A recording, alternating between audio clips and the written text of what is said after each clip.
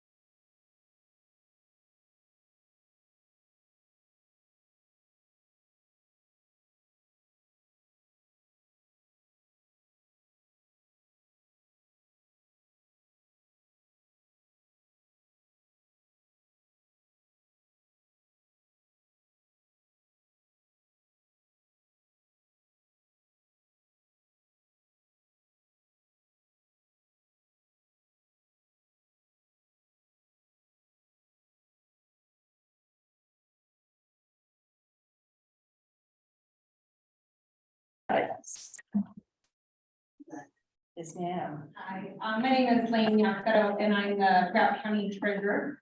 I'm also the fourth generation rancher on my husband's family's ranch.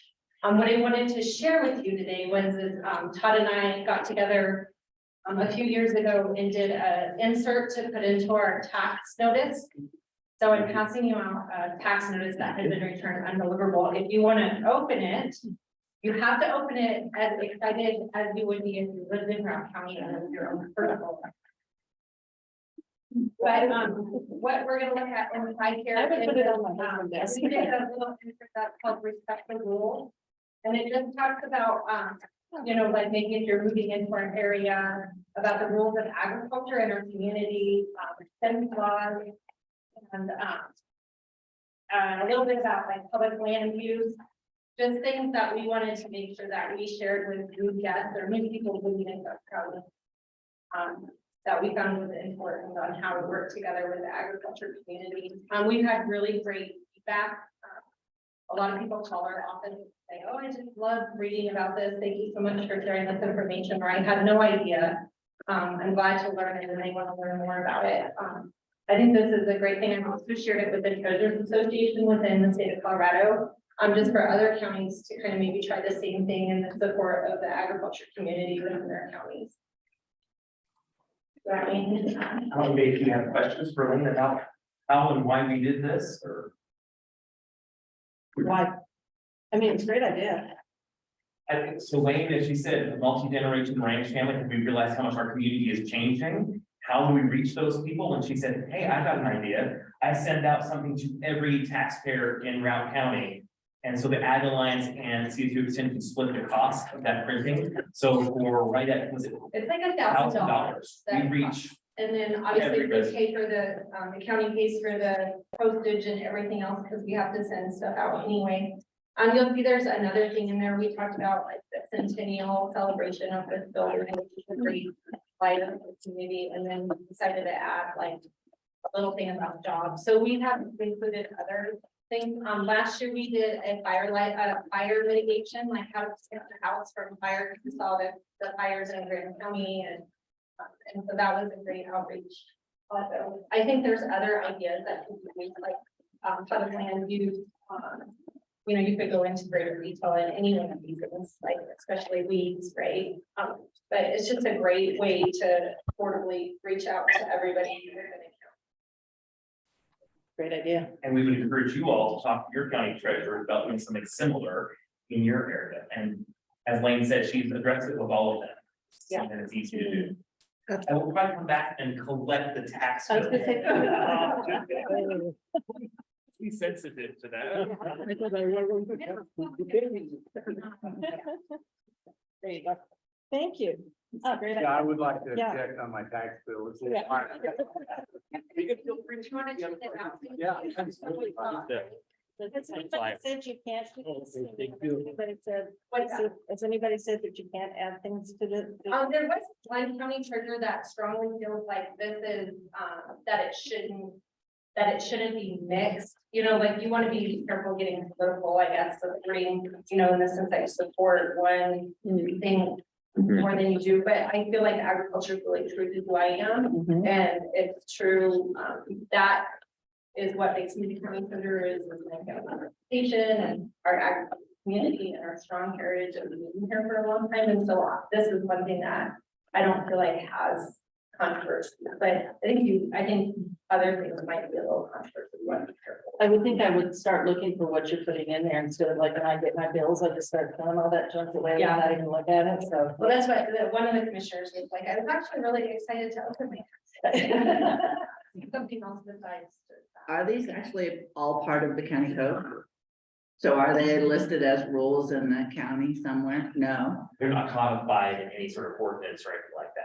because we had a discussion recently about agricultural nuisances with people moving into the area. And we're actually talking about the way to notify people that, hey, you're moving into an agricultural area and things go on that might smell and stuff like that. And this is a perfect way to Yeah, get that out there. Yeah, I'm from the same area that she is. We raise fruit down in Palisade. And, you know, I've thought for years, we need to get to the realtors that are selling these Mhm. people or something, but. This is a better way. Better way. Yeah. Good communicative. Yeah, I really like this idea. it goes to every single property owner, mineral right owner, any business owner that has personal property. Possessory interest, so anybody who has like a grazing lease or anything like that, so you really do get, I mean, besides for the people who are renting or get every single person who owns property in it. You know, it frustrates me about every, I don't know, 10 years, they come around and try to start getting all the canals as trails across the valley. And, by federal law, they cannot be walking on the ditch bank when I'm spraying my orchard. And so there's just no way they can make some of these as trails. It just right over their head. They don't even listen. Oh, well, no, we'll get to that. Well, are you gonna go and get the federal laws changed? Yeah, and I think, it's just communication, right? If you don't know, you don't know. Well, thank you. That's That's great information. I appreciate you coming today. Yeah, thank you for your. Hey, did you have something you wanted to add? Well, I think Brant touched on it, it was, the Realtor intersection as well, wondering if you work with the Realtors Association here as well, if they have any interest. Yeah, I mean, depending on, I'm sensitive to the information as to what it is, if it's just wide public information, but yeah, let's talk about it. I also want to say a huge thanks to you all, Todd in particular, for setting us up here. Thank you. This wouldn't be possible without CSU Extension and the county supporting the Ag Commission and CDA in being in your building and using your Wi-Fi and all of your equipment here. So thank you all so much for your support. We're happy to host. I was very excited to hear you were here. They're actually here. Well, thank you for sharing something positive for us. Yeah. I appreciate it. So can I be a little smug? Don't we have the greatest passion here? We got the greatest. Madam Chair, I actually have additional public comment. If that can be plain 3 minutes, may I have 3 minutes? of your time? Absolutely. I did get an opportunity to address the joint dinner last night, given the scheduling snafus. So my apologies for that, but again, as I met you briefly yesterday, I'm talking to you on the agriculture specialist here for CSU Extension and the county director. How many of you came into town via either 131 or 40 from the east and south this way? Most of you, I'm guessing. As you come to the, or as you leave today, I want you to pay special attention to a piece of property that's at the intersection of Highway 131 and 40, just here on the south end of town. It's called the Legacy Ranch. And the Legacy Ranch was a product of a big conservation effort that took place in the late 90s to make sure that the entrance to our town stays in agricultural production. The city owns 130 acres there. The buildings that exist on the ranch are leased by Yamatika, which is an environmental nonprofit, but the 130-acre ag parcel has always been an ag lease from 1999 until 2019. At which point in time, given the fact that water levels in the irrigation source, Walton Creek, are drying up sooner than they used to, and we have a rare ground nesting bird called the bobolink that has their nests on the ground until mid-August. The city said, okay, you can't put up any hay until mid-August. And the ranchers who were leasing said, but I run out of water about July 8th, July 15th. What am I supposed to do? So it made the lease untenable and nobody wanted to lease anymore. I've been working as a consultant with the city on this project. And when it came past that no one wanted to lease anymore, they said, how about CSU Extension just manages the ranch for us? So I get the lease for $1 a year, and we have 130 acres to do research on in Routt County now. We've got low-cost soil moisture sensors that we put out in 3 different locations on the ranch to see how we can make those work. We're doing an edge and field study with our Ag Water Association and funding that project to see if we can actually clean up the water that comes through the golf course using ag irrigation to make water cleaner as it returns to the river. We're doing, we've got cattle grazing that we're experimenting with, different timing rates on that. We're of course looking at the ground nesting birds. Perry Cabot, who should be speaking right now at CWCB about our project. We're looking at, we are going to be, as part of the STAR program, so thank you to the CDA, as part of the STAR program, we're going to be doing experimental crops out there that we're putting in this spring, so I appreciate that effort. Trainings for NRCS, new landowners, we've done training classes out there, but really I want you all to know that I'm out beating on doors, knocking on doors, if you will, and saying, High Mountain Meadows are one of the major economic drivers in our, on the west slope, east slope, even in the mountains. And yet we have no CSU, any sort of research station on High Mountain Meadows, since CSU closed the Gunnison location in the 80s. And so I'm letting you all know that we have an opportunity in Routt County that doesn't exist anywhere else. A private-public partnership, a public-public partnership, however you can envision us helping get this thing off the ground. I would like you all to think about that. When you think about what are opportunities, places the Ag, Department of Ag can pitch in and help with research, it's important to producers. I want you to be the legacy. Thank you. Just one suggestion, Todd, if you're gonna do this, I would suggest you have an open house this summer and invite us. And invite the community to come see what you're doing and build some support around I it. will say that we've done a number of meetings with all of our partners, Forest Service, BLM, city, county, et cetera, can all envision the space. An open house is a little touchy sometimes because I do just have the ag lease and I don't have a lease of the area where Yantica does our educational programming. Mhm. But I take the point, Catherine, and we're trying to figure out How to do liability that, wise, yeah. how we can do Yeah. some other things like that. Yeah. Any other questions? Thank you all. Thank you. Thank you. Another great positive thing. So thanks again. What a great way to start our meeting. Perfect.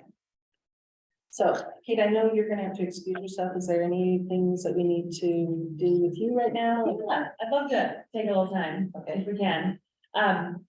Apologies everyone in advance. It's a day that I have 3 board meetings I'm supposed to be at. This would be the one I prefer, because you're my board. But I'm gonna be going back and forth between the other room where I'm on Parks and Wildlife remotely for some important decisions over there. So I'm gonna take just a few minutes now, because I want to recognize Segundo and Grant. I know I said yesterday it's your last meeting. Today's the last day of your tenure. And as I said yesterday, you both have just been integral to the work that we've been able to do on the commission the last 8 and 10 years and the last 4 years that I've been here. And we know you're not going to be far. We keep your cell phone numbers in our Rolodex, so we'll be reaching out and we hope you do the same. But we have just a few tokens of appreciation for your service. Thanks for bringing this, Jennifer, on the very icy roads. So Segundo Thank you. and Grant, thank you both Thank you so much. for your time and service on the Ag Commission. Don't be strangers. And we have 3 new appointees online. We'll move to introducing them and welcoming them. Even though they're not voting members today, they'll be making the way through the confirmation process as you all have done. And congratulations again to Colleen and Catherine for getting reappointed for your 2nd term this year. But the Ag Commission, you all help represent ag for the state. And that's nothing that we take lightly in that statement. So please stay in touch. Obviously, we have the day ahead of us, but know how much we appreciate your service to our board. Thank you.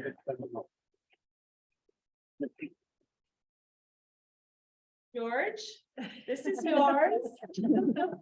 George hasn't gone far either, but for those of you who don't know, George was on our commission And we stole him away within the department, so he's now one of our regional assistant commissioners down in Saguache, working for CDA part-time, obviously still a working rancher, but George, thank you as well for the 4 years that you served as Ag Commission member as well. We'll make sure we get this to you. Well, yeah, thank you. I'm sorry I couldn't be there, but Anything you two want to? Maybe just a word to the new commissioners that haven't made it over. You know, we've got a farm market that has some really good peach pie. We'd love to have you guys over, you know, the ones that haven't made it. And, you know, if you can bring your family, that's, you know, there's nothing better than to take family out into the orchard and pick a peach right off the tree and eat it. Well, you know, I enjoyed a lot, you know, in this committee. When Katie, the night before last night told me, you were 10 years. I really believe that. But, you know, I am very appreciative. I was very proud that I was part of this committee. We went, you know, several places in the state, thanks to this committee, and met, you know, other people, other operations. And it really gave me, you know, a very positive feedback for myself. And for the new commissioners, you know, joining this group, you guys are coming to a very positive group of people that they are taking care about the business of agriculture in general. I know I represent just potatoes. I am very opinionated about that, but you know, we're here to see everything. That's what it's about. And I am very glad to have been served in this capacity. Thank you. Anything else? Was thinking this would be a good time to welcome our new appointees. So I'll let them introduce themselves, but on the video, we have Harrison Top from the North Fork Valley, Jeff McCullough from the San Luis Valley, and Elena Miller-Turquile from La Jara down the southern San Luis Valley, newly appointed by the governor as of late last week. Congratulations, you all. That means that you'll still have to make it through the Senate process, which is a fun time. Folks here at the table can tell you. We work with you all, of course, on moving through that process.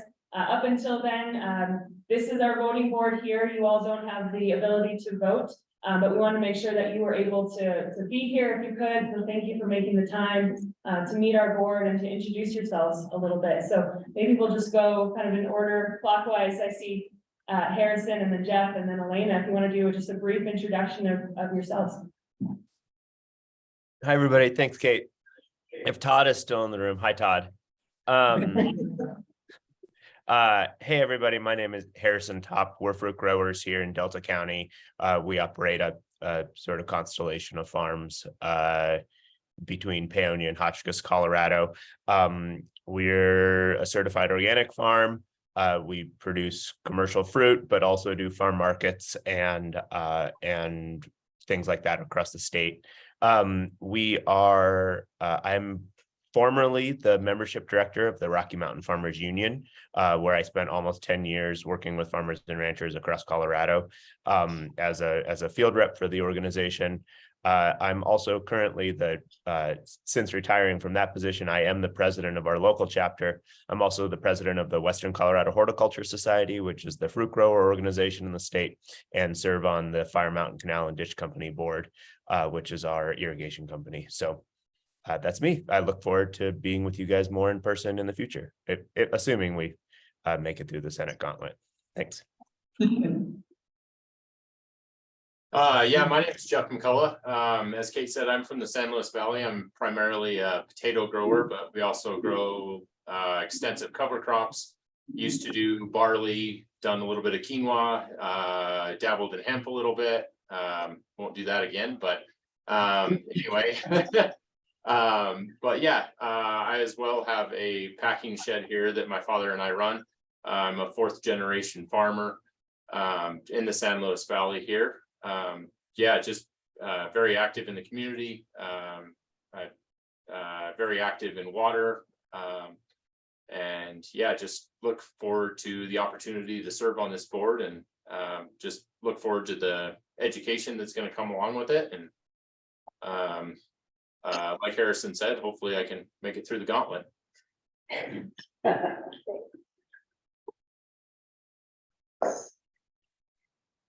Yeah, thank you, everybody, for inviting us. My name's Elena Miller, and I'm here down in very southern Colorado. 1860 something established farm, generational farm with me and my dad running it. I run about 200 head of sheep, and I do value added products. So yarn and all kinds of whatever I can come up with basically to sell some wool. And yeah, so I'm excited to serve, and I appreciate everybody is so involved. I do a little bit of advocacy here and there, especially on the acequia, working towards some better representation for the acequias. So anyway, thank you so much. Fantastic. Thank you and welcome, and we look forward to meeting you and seeing you at the Capitol building. Great. So, anything else, Commissioner? That's it for me. I'm probably gonna head to the other room for a bit and I'll be back Good luck on in that. a little while. Thank you. Thanks, everybody online. It's great to see you. Yeah. All right, I think we're gonna go ahead and move on with operations update from Hollis. Thank you, Colleen. Thank you, everyone. So great to see everybody here in person. Just take a moment and look out that window. It's seeing the snow falling at Steamboat. This is like an ideal meeting here at Steamboat. It's probably some horses and the skiers going down the road. Segundo Brandt, George, thank you so much for your service and dedication on this commission as well. Thank you very much. And Jeff, Harrison, and Elena, welcome. We're excited to have you. Real quick, few updates here from operations side of it, kind of internally. Want to just focus on, we're still pursuing kind of implementing our core values into our department. Again, these are core values that the senior management team came up with.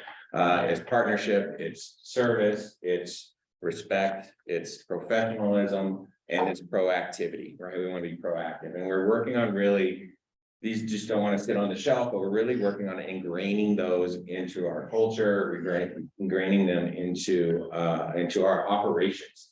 Both internally on how we interact as a team and work as a team, and then obviously externally in how we present and engage with farmers, ranchers, and others, right?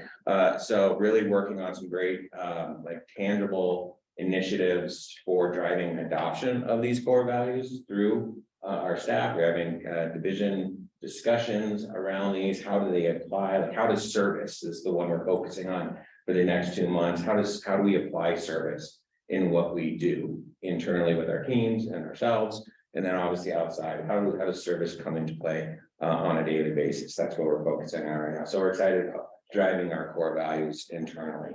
Kay mentioned earlier, we're doing inclusive leadership program. This is a fairly ambitious program where every supervisor, if you're a supervisor at CDA, you are enrolled in this course. People who want to be aspiring managers or just kind of gain some management skill sets are welcome to take it voluntarily. It's a year-long process course. We're taking a bunch of suites from Franklin Covey, as well as so they're learning how to do those soft skills that managers so need, really need to have. Being in one-on-one conversations, crucial conversations, eliminating bias in your management actions. And so not only that, but it's also learning kind of the nuts and bolts of running, being a program manager in a state agency and procurement and all the HR rules and gauntlets that they have to go. So that's going along great. So we're really doing well on focusing on our employee engagement, engaging our staff. Operationally, we mentioned we have posted on Monday a position for the deputy director for the conservations division. This person would be under Les Owen in the conservations and over, so you see the kind of the climate resiliency programs within that division. So deputy commissioner, we see that the conservations division clearly with a lot of the issues that are coming to light, a lot of the programs that we see coming to CBA, that division is going to grow. And so we really need kind of a division director, deputy director level of oversight to provide that bandwidth for us to begin to engage and expand these new initiatives that are coming down to CDA. So we're excited about that. It's announced. A press release is coming out, we believe, today. And then we will forward that on to you. It is open till March 7th. We really want to do a full-throated recruitment for that position. April, did I say March? Yeah. April. Right, April 7th, and I really want to do a full-throated and get, some really good qualified applicants applying for this position. It's gonna be a big position, a lot of work, a lot of commitment, but it's gonna be a fun position and somewhat high profile a little bit, being in public engagement and working directly with the governor's office on climate resiliency initiatives. So again, we hope to get a good applicant pool, and we'll forward you that link. Please forward it on to anyone, and we're blasting into the other associations as well to get the word out. We are now beginning to focus on our wildly important goals and our work planning. This is for next fiscal year. This is a very important process for us because it helps us set and determine what our goals are, but also what our priorities are. What do we want to focus on? So much gets thrown at us as an agency. We throw so much on our staff. It really is about kind of trying to balance our workload, focusing on what our top priorities are. What are the goals? What are those initiatives we want to do internally that impact externally? So we all know our current wildly important goals. And so I won't go through them, but two of them I think we'll continue with, which is supporting next generation of farmers and animal welfare. We're also probably going to start to pivot, and maybe look at and begin to synthesize a goal regarding water resiliency. As evidenced yesterday, particularly the Colorado Water Plan and the robust agriculture section within that plan. Where does that fall into CDA and the work we're already doing or how to do, particularly if we get that drought water specialist that's going through the legislature. So we're beginning to look at kind of what will be our goal in water resiliency, knowing that this is a multi-year goal. And so this first year would be, in my mind, kind of like an incubation year where, it's kind of starting laying some of the groundworks to begin some of the heavier lift work when we partner with all of our partners on this issue. Oh, and the other way that we're going to be kind of emerging as well and focusing on is food systems and food access. So how can we help promote distribution, alternative distribution chains? So I see it kind of in two tracks, kind of how we promote distribution, easier to access for producers to get into the market, as well as then how do we promote healthy food into low income, low access areas. So food access is kind of the other track we see in there. So we're going to be developing this as another primary goal. And that is a perfect segue into our community food access program that we are standing up. I've talked about this a few times. This is a new program under the markets division led by Mickey Davis. She's been with us since November. This is a program that passed through the legislature last year. We have $8 million. It's from federal funding through ARPA for us to provide grants as well as develop a consortium, if you will, or like a co-op of small food retailers, so small grocery stores, convenience stores, as well as small family farmers. To drive healthy food into what the statute says, low income, low access neighborhoods. We're about to, there's a lot of moving pieces to this program. This is a program this is an area we have not typically played in. And this is a program we're building from scratch. So we really are taking the time to kind of get this right before we announce the grants are open. We're targeting probably July or August. When we'll open up the grants, and then again, they'll be available for small retail, small food retailers and small family farms. And there's a number of kind of broad categories that these grant fundings would be available for, particularly large equipment purchases, as well as operating costs. And these would be for farmers and retailers that were impacted by COVID. That's kind of the key to the federal funding. That there has to be an adverse impact of COVID, and it can be a long-term impact of COVID, like financially, that would help them purchase certain equipment, do certain operating expenses. That would help, is so long as it also drives healthy food into these low income, low access communities. That would be kind of the other connection or the criteria. So we are in the process of selecting an advisory committee. It'll be a committee of 7 that will help CDA and the program design the grant criteria, the application for the retailers and farmers to apply. And we should have that advisory committee set up here, or at least established, and Kate is going to be, it's upon Kate to make the determination of this committee. So they'll help us with that for like the next 2 months, and then we'll build the application and the grant. We'll be doing an emergency rule, kind of outlining the grant process and the criteria and the scoring for public awareness. And so that will be coming your way sometime in the summer. And then the other component is we're going to be working on a request for proposal to partner with 6 nonprofit organizations around the state in various regions. We have Northwest, Southwest, Southeast, Southwest. Denver would be its own region, and the San Luis Valley will be its own dedicated region. And the idea is that we're looking to partner with nonprofits within those communities that have established the one-on-one relationships with the small food retailers, many of them English is not their primary language, as well as the farmers in those areas. And their job is essentially going to provide outreach and promotion of the grant and the consortium program, and outreach and promotion, and then provide technical assistance to anyone who wants to apply. So they'll work with the potential applicants on understanding the application process, helping them with the application process.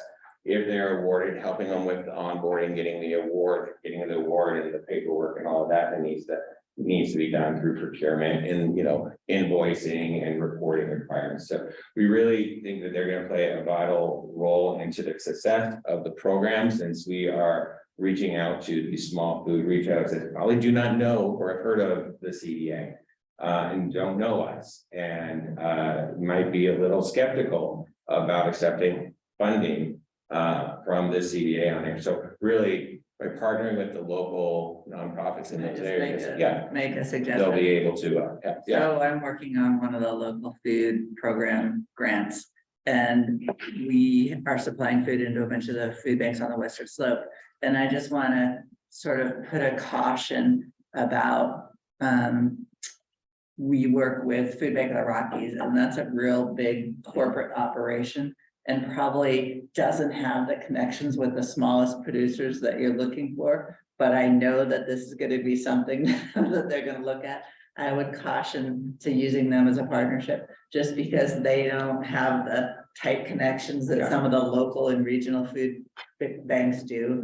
And I've noticed that in our area. So we used to use them a lot to get food out, but when they get food in from a donation, they make it available on their website for anybody to order. So you can't target where things going. And so they just don't have the connections that I think would be necessary to make this successful. thank you for that. Yeah, we're really looking, I mean, we'll see who applies, and but we really would like the real local boots on the ground. We expect to see a lot of one-on-one engagement with potential beneficiaries for the program. So thank you for that. Just a couple other things to work up, to highlight on kind of going forward. What we're looking at is there is a number of funding opportunities that are coming down again through the Inflation Reduction Act. They mentioned it a little bit. Greg mentioned it a little bit last night or yesterday afternoon, which Conservancy is looking at this funding. There's funding that we're like, these announcements are coming fairly quickly, or information about these announcement funding opportunities and opening are fairly quickly, and they're coming from all around. They're coming from the governor's office, they're coming from sister agencies, they're coming from industry. So we hear about this. So we've devised an internal review process in which we can take a look at these opportunities, either the ones that are announced or are about to be announced, and do our analysis of, do we want to pursue this? Just because we can, doesn't mean we should. So we want to look at these very, very detailed. Do we have the resources? Is it in line with our mission? We have certain criteria that we want to make sure before we pursue. We also see these in a few buckets, right? We see these as ones that CDA would be the lead on, and you would apply directly and maybe partner with someone else through it, whether in our agency or outside of the state. That's bucket one. Bucket two would be that we could be a partner, but we wouldn't necessarily be the lead agency. So there might be another agency or a university or someone that might apply and then may seek our assistance. And then the third bucket is what I'm calling directed producers. So these are funding opportunities that are not state entities are not eligible to apply for, but producers are. And those we want to review and then provide and devise a communication out to producers, letting them know that these are, when they're open, letting them know that we're making them aware of these opportunities so they can determine if they want to apply or not. But helping them just create an awareness on that is kind of that third bucket. So the great thing is that review will help us to say, yeah, we're gonna look into this one more, or no, or we need to find out more information. And this is important because then it allows us to then begin to coordinate while we're doing that with those agencies to partner with, or when a lot of agencies will give us a call and say, hey, what are you thinking about the climate pollution reduction, program? Well, okay, we're into it, we're not into it. So we'll be able to help communicate with our partners on kind of where we stand. So that process is starting now. And we'll start to see these fundings. They're coming in hot and heavy right now. The ones that haven't been announced yet, we can kind of get some pre-work done on them. So we should kind of know all the stuff that's coming on the horizon here within the next 6 months, and know which ones we're going to target and which we look at. We're seeing a lot in conservation, a lot in land access, and a lot of kind of promotion of underserved, underrepresented communities getting into ag, which I think is right in line with what we do in markets and what we do in conservation. I'll pause there. Any questions on the Inflation Reduction Act funding opportunity? So in this,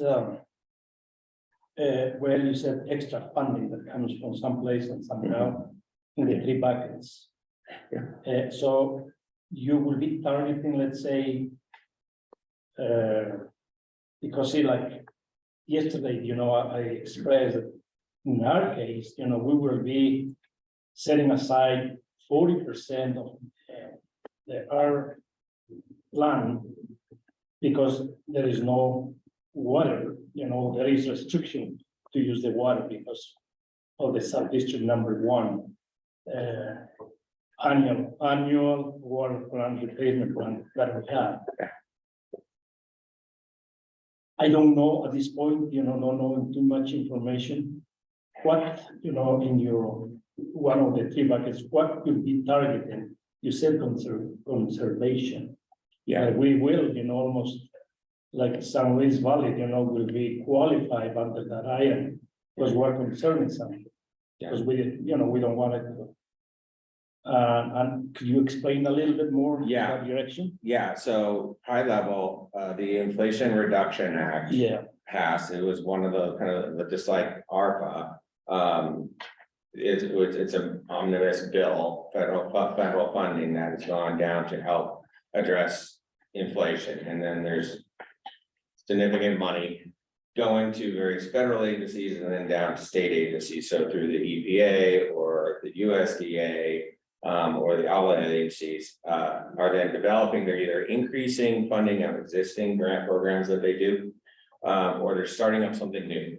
And when you look at these, you see, they'll tell you, well, who's eligible for it? And so some of them, they'll be like state, local, tribal entities can apply. Okay, that's us. We can apply for this. And it might be a grant program or something study that would, and it could be about conservation, about water use or seeing those. So it would help us either advance the program we're doing, maybe establish a program, maybe we're partnering with other agencies regarding, water usage in the valley. And then there might be ones that, hey, this might be from the USDA that you would apply for as a producer. And through a federal program to address it, that might be a new federal program or an existing one with just a lot more money that you would be able to apply. And when we would do our analysis, we would say, hey, there's this great opportunity for producers on water conservation and water usage. We'll say, hey, CDA or Colorado producers, here it is, and up through website and communication effort. So you would see it and say, okay, and then you would look into the due diligence and see if it was the right program for you to apply. But we want to make you aware of it, at least step one. Mhm. How you apply and get through that guideline is probably another conversation. Okay. I think it's, any tool that CDA can handle, to serve any of these issues, not only just water, but, other situations that across the state maybe facing, even the snow, flooding. Somebody's going to lose their crops. Or going back to the loan program that you started, not too long ago, I see a good benefit, like in my case, my son is starting on his own. And he's applying for one of those, and he's going through there, and he asked me questions, and I can almost provide anything, but I ask you already, some kind of and that's what, these programs, I think they are very valuable because they are impacting people that they need. Or they are, applying for or interested in. And I will add, you are seeing funding, and we're actually working with some federal agencies on how we can help provide technical assistance. So you're seeing some of these programs, which is the big question everyone's had, like they need technical assistance on navigating through this thing, right? And so we're looking at ways in which we can get potential funding to provide that technical assistance to go a little bit further beyond this. If here's an opportunity you might want to be interested in, but we can actually help provide that assistance, or at least through funding, establish someone to provide technical assistance. Thank you. Have you heard anything about the second money for meat processing? Not this morning, but keep watching my calendar. It's like everybody's bugging We me. did check, it's in final approval review. Okay. It's, in the mothership, but we will soon see. We I bought can't tell you it. once a week I get. Right, we have funding through the end of this fiscal year. We have funding next year for that program, for the grant writer. But we definitely want to make sure we get those dollars at the door before June.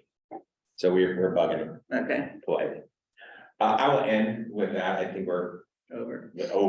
so my apologies. Thank you, Hollis. Wonderful information, good things are happening. So, we're gonna move forward to legislative and budget updates from Jordan.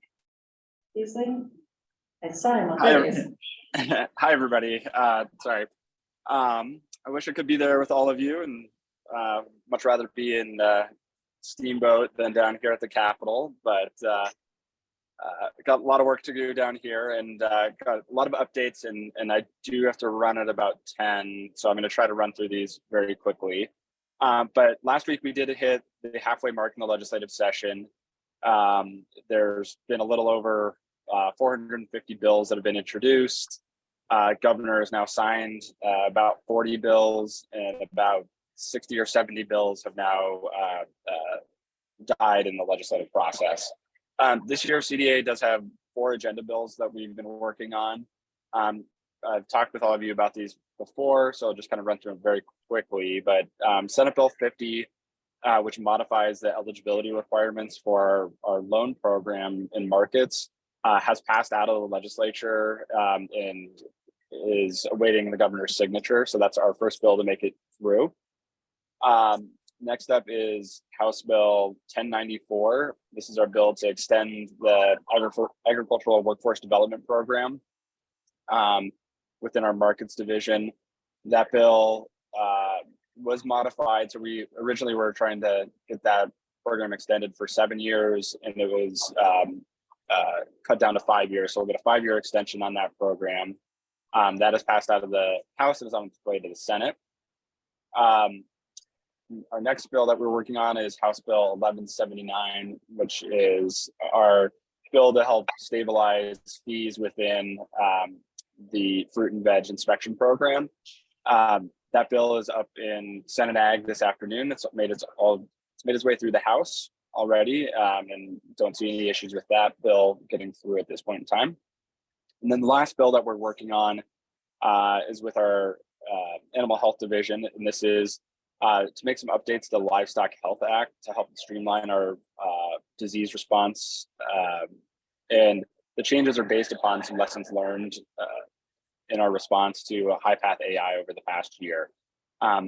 We have, that bill hasn't been introduced yet, but we've gotten permission from leadership for a late bill on that. We're working to secure bipartisan sponsors in the House and Senate right now, and that's looking really good. That bill should be introduced in the next couple of weeks. We've shared kind of initial draft language with all of the ag groups, the animal ag groups, and haven't received any concern back on that. So we're looking forward to that one, again, moving through pretty smoothly this year. In addition to our 4 agency bills, we do have 3 sunset bills that we're moving forward, and sunset bills are bills that will reauthorize regulatory programs.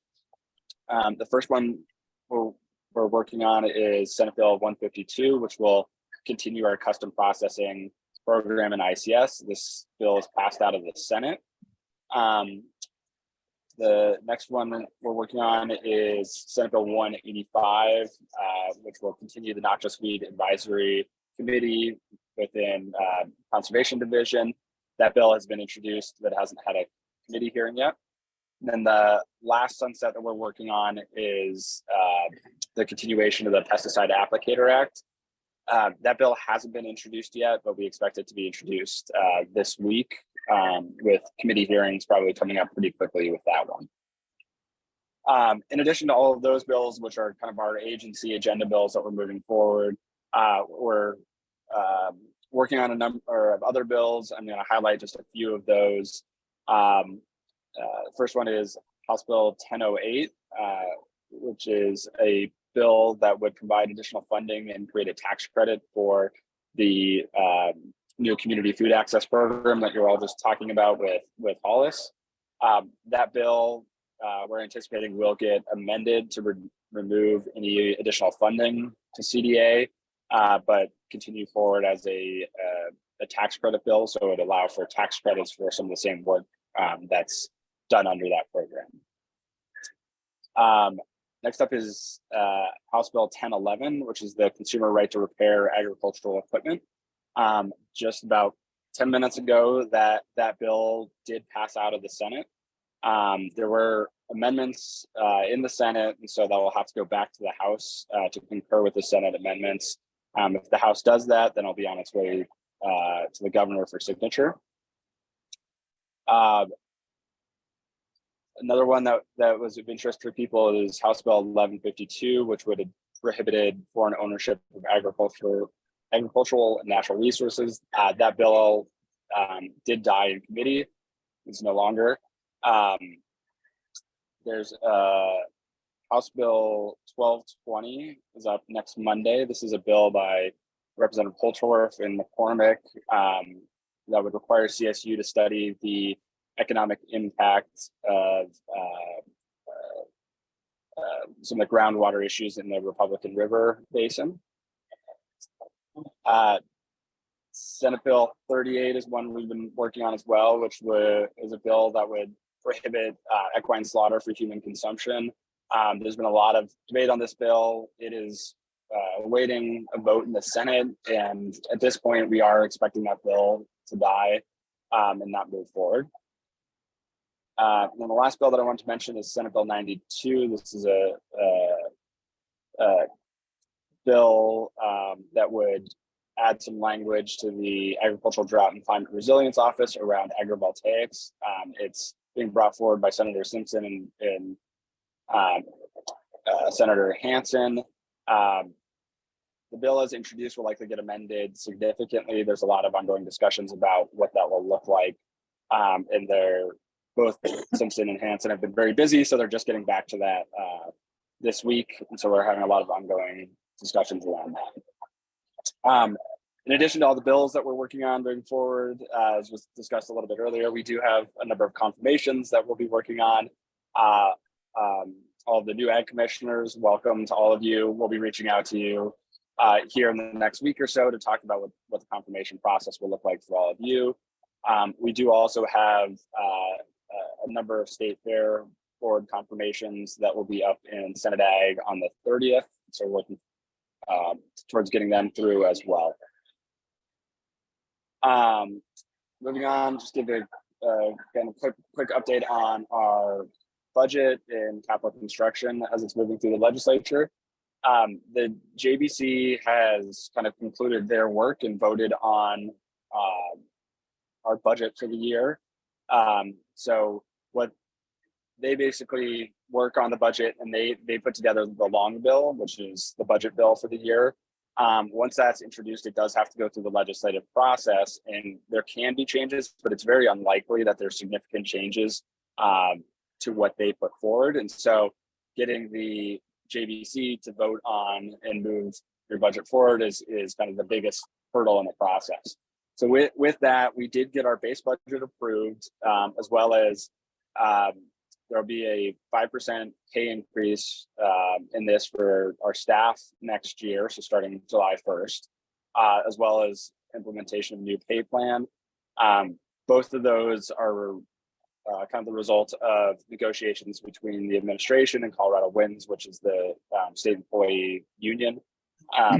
All of the details of that plan came out last fall. And so the JBC did vote to include funding for implementation of that plan within our budget. We also, the department also had 7 specific budget requests or changes to our budget that all got approved. The first one was to hire a climate and drought smart agricultural marketing specialist within the Marcus division. The second was to support Commissioner's Office support to fund the new positions within the Commissioner's Office. The third request was to restore cuts to the fruit and vegetable inspection program that took place in 2020 as a result of COVID. So just increasing their funding back to pre-pandemic levels. The fourth request was for a lab technician with at the insectary out in Palisade to help with the requested bug program. This is a program that ships out biocontrol agents to homeowners and others throughout the state. The fifth request was a realignment of funds within the ICS division. So we have a very healthy fund balance within that division. And so we were able to reduce our general fund appropriation to ICS by $300,000 and increase our cash fund spending authority by $300,000. That reduction in general fund helped us get some of these other funding priorities for the department. Our sixth request has kind of a couple components. The first one is funding for the BAP program. So an additional investigator for the Western Slope, as well as mental health contractor funding. And then there was also funding, additional $75,000 in operating funding in there for the animal health division to help them with increased costs related to responding to disease outbreaks. And then the last request we had was for an agricultural water advisor within the conservation division. This would be the department's first kind of full-time staff dedicated to working on agricultural water supply issues. And so they would be responsible for coordinating kind of internally with other state agencies, as well as being kind of the outward facing support to agricultural producers in the state. And then finally, we did have one capital construction project that was prioritized by the governor's office and prioritized by the Capital Development Committee.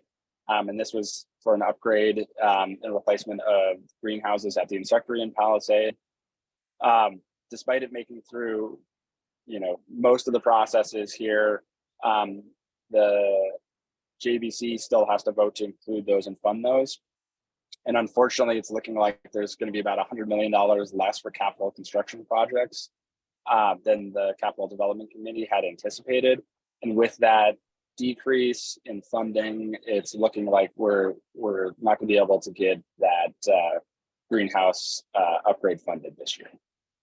So with that, I ran through that very quickly, but happy to answer any questions folks have. And then also just a reminder, you can always reach out to me individually offline if you have questions about specific bills or want more information on anything.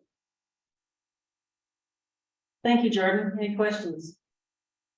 Yeah, I have a one, Jordan, and regarding that HB 23-1179, you know, it's concerning the agricultural products inspection cash fund. As you know, the potato industry, we have a mandatory fee that we pay, you know, for any sack of potatoes that, you know, we ship is tax, you know, for and those fees through time has been increasing sometimes to meet, you know, all the needs that the budget sometimes, you know, gets shorter. So with this bill, you have any idea, can you explain us if the present situation will be better off or worse off, or what's the intention for this bill? Yeah, thank you for that question. And so this bill will hopefully help stabilize both the fees that are paid in by producers, as well as stabilize the cash fund reserves that we have in the department to continue operations.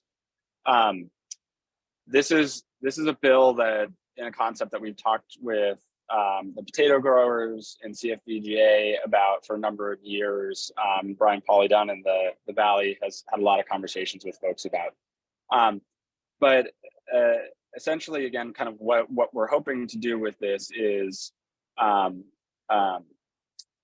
again, increase the reserve limit from 16.5% to 50%. So the reserve limit is the amount of money we can carry over from 1 year to the next.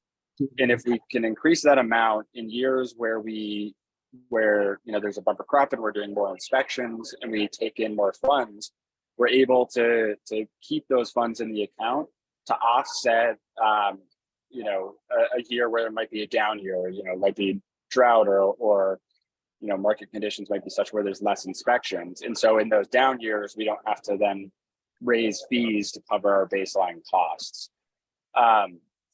Over the last 10 years, we've had to raise and lower fees 4 different times in this program to meet that 16.5% cash fund reserve limit.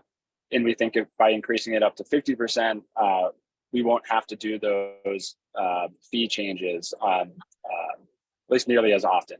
And with this, another important thing to note is that we weren't, with this increase, we're not actually increasing the overall amount of money that the department is collecting or spending on this program. So overall, it won't increase fees on producers and it won't increase the department's spending on the program. And again, it will just kind of allow the fund to stabilize. Another important thing to note on this bill is that this program, when it lived under the Inspection and Consumer Services Division, actually had this 50% reserve balance, but when it was moved under the Markets Division, it kind of inadvertently got reverted back to the standard 16.5% reserve balance. So historically, this program's had that 50% reserve. And again, it is a concept that we've had lots of conversations with the potato growers who are in support of it, have been testifying in support of it, as well as CFVGA, Farm Bureau, and the RMFU are all kind of in support of this and kind of moving forward. Thank you. Any other questions for Jordan? Great job, Jordan. Thank you. Keep doing the good work. Thanks, everybody. Have a great rest of your meeting. And sorry I couldn't be there. Perfect. Thank you. We will move on to briefings on upcoming rulemaking actions. Jennifer. Thank you. So the first one you're going to hear is Wayne East will present to you on the aquaculture rule that will be coming before you. We'll hold this hearing in April. So it will be back before you at your May meeting for adoption. And this was a pretty easy change, so I'll turn it over to Wayne and let him review that for you. Good morning, commissioners. My name is Wayne East. Hopefully you can hear me okay. I'm the wildlife programs manager and I work in the animal health division for state veterinarian, Dr. Maggie Baldwin. As Jennifer said, we have the rules here for the administration and enforcement of the Colorado Aquaculture Act, and we have a very simple change. We had compiled a review committee that comprised myself, CPW staff, and multiple private aquaculturalists, including the chair of the trade association, the Colorado Aquaculture Association. This one change is as a result of the department's regulatory efficiency review, which states that we have to review each rule at least once every 5 years. And we went through the whole rule, and the only change we have is in part 4.6, and it's just updating the rule set of Colorado Parks and Wildlife that we cite, because their regulations have the list of approved species in the state that we can license and authorize through an aquaculture permit. So that's the only change we have, is just updating the year in there. Or I should say the draft change we have. We haven't had the hearing yet, and public input is still ongoing. Any questions?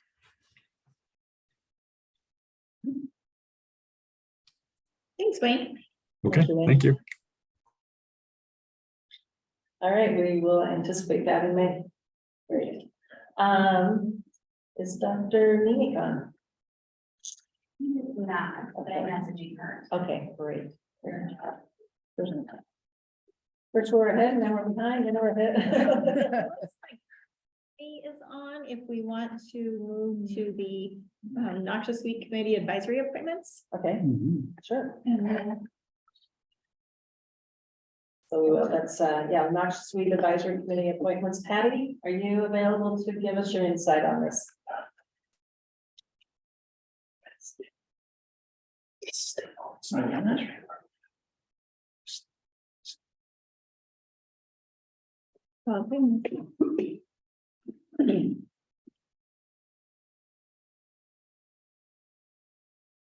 me ping her real quick.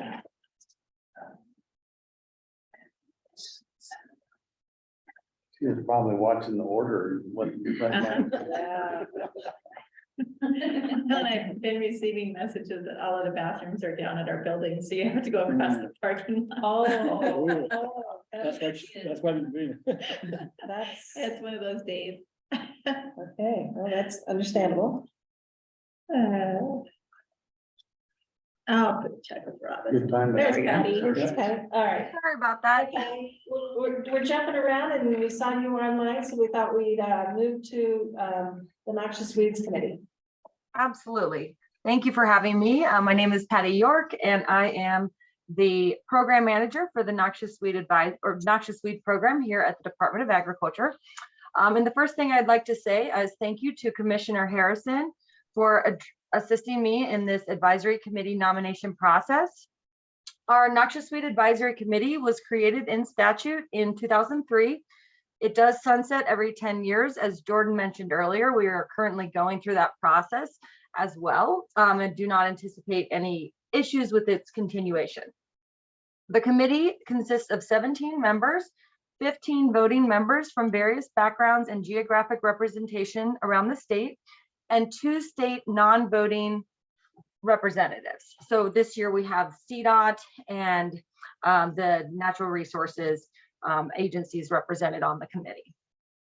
Committee members may serve up to 2 two-year terms, and we appoint new members on a rotating schedule.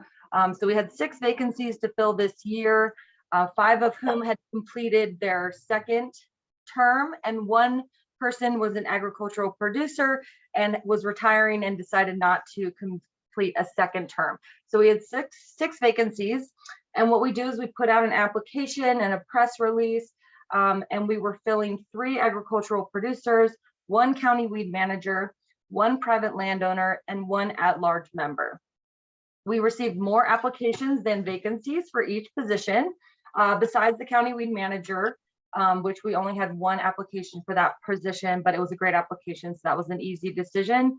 And then Commissioner Harrison helped me review the applications, and we discussed both the credentials and the geographic representation of all applicants, and agreed on 6 nominations to recommend for the committee.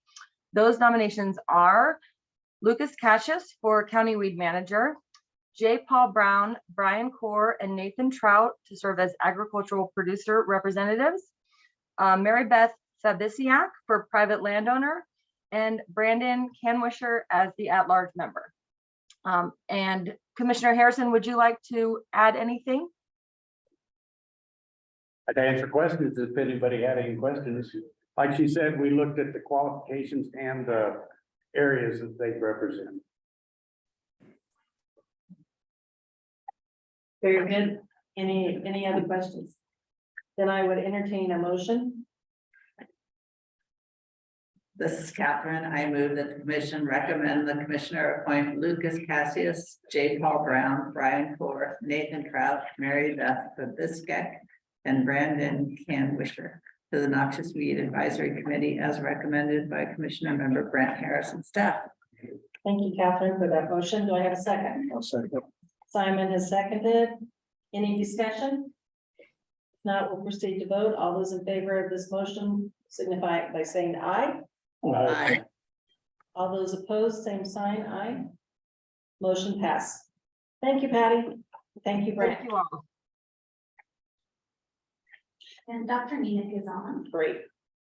Good morning, Dr. Nemi. How are you? Good morning. I'm doing well, thanks. How's everyone? We're good. We're ready to hear what Rural Animal Protection Agent has for us. Absolutely. So today I actually have 2 things on my agenda today.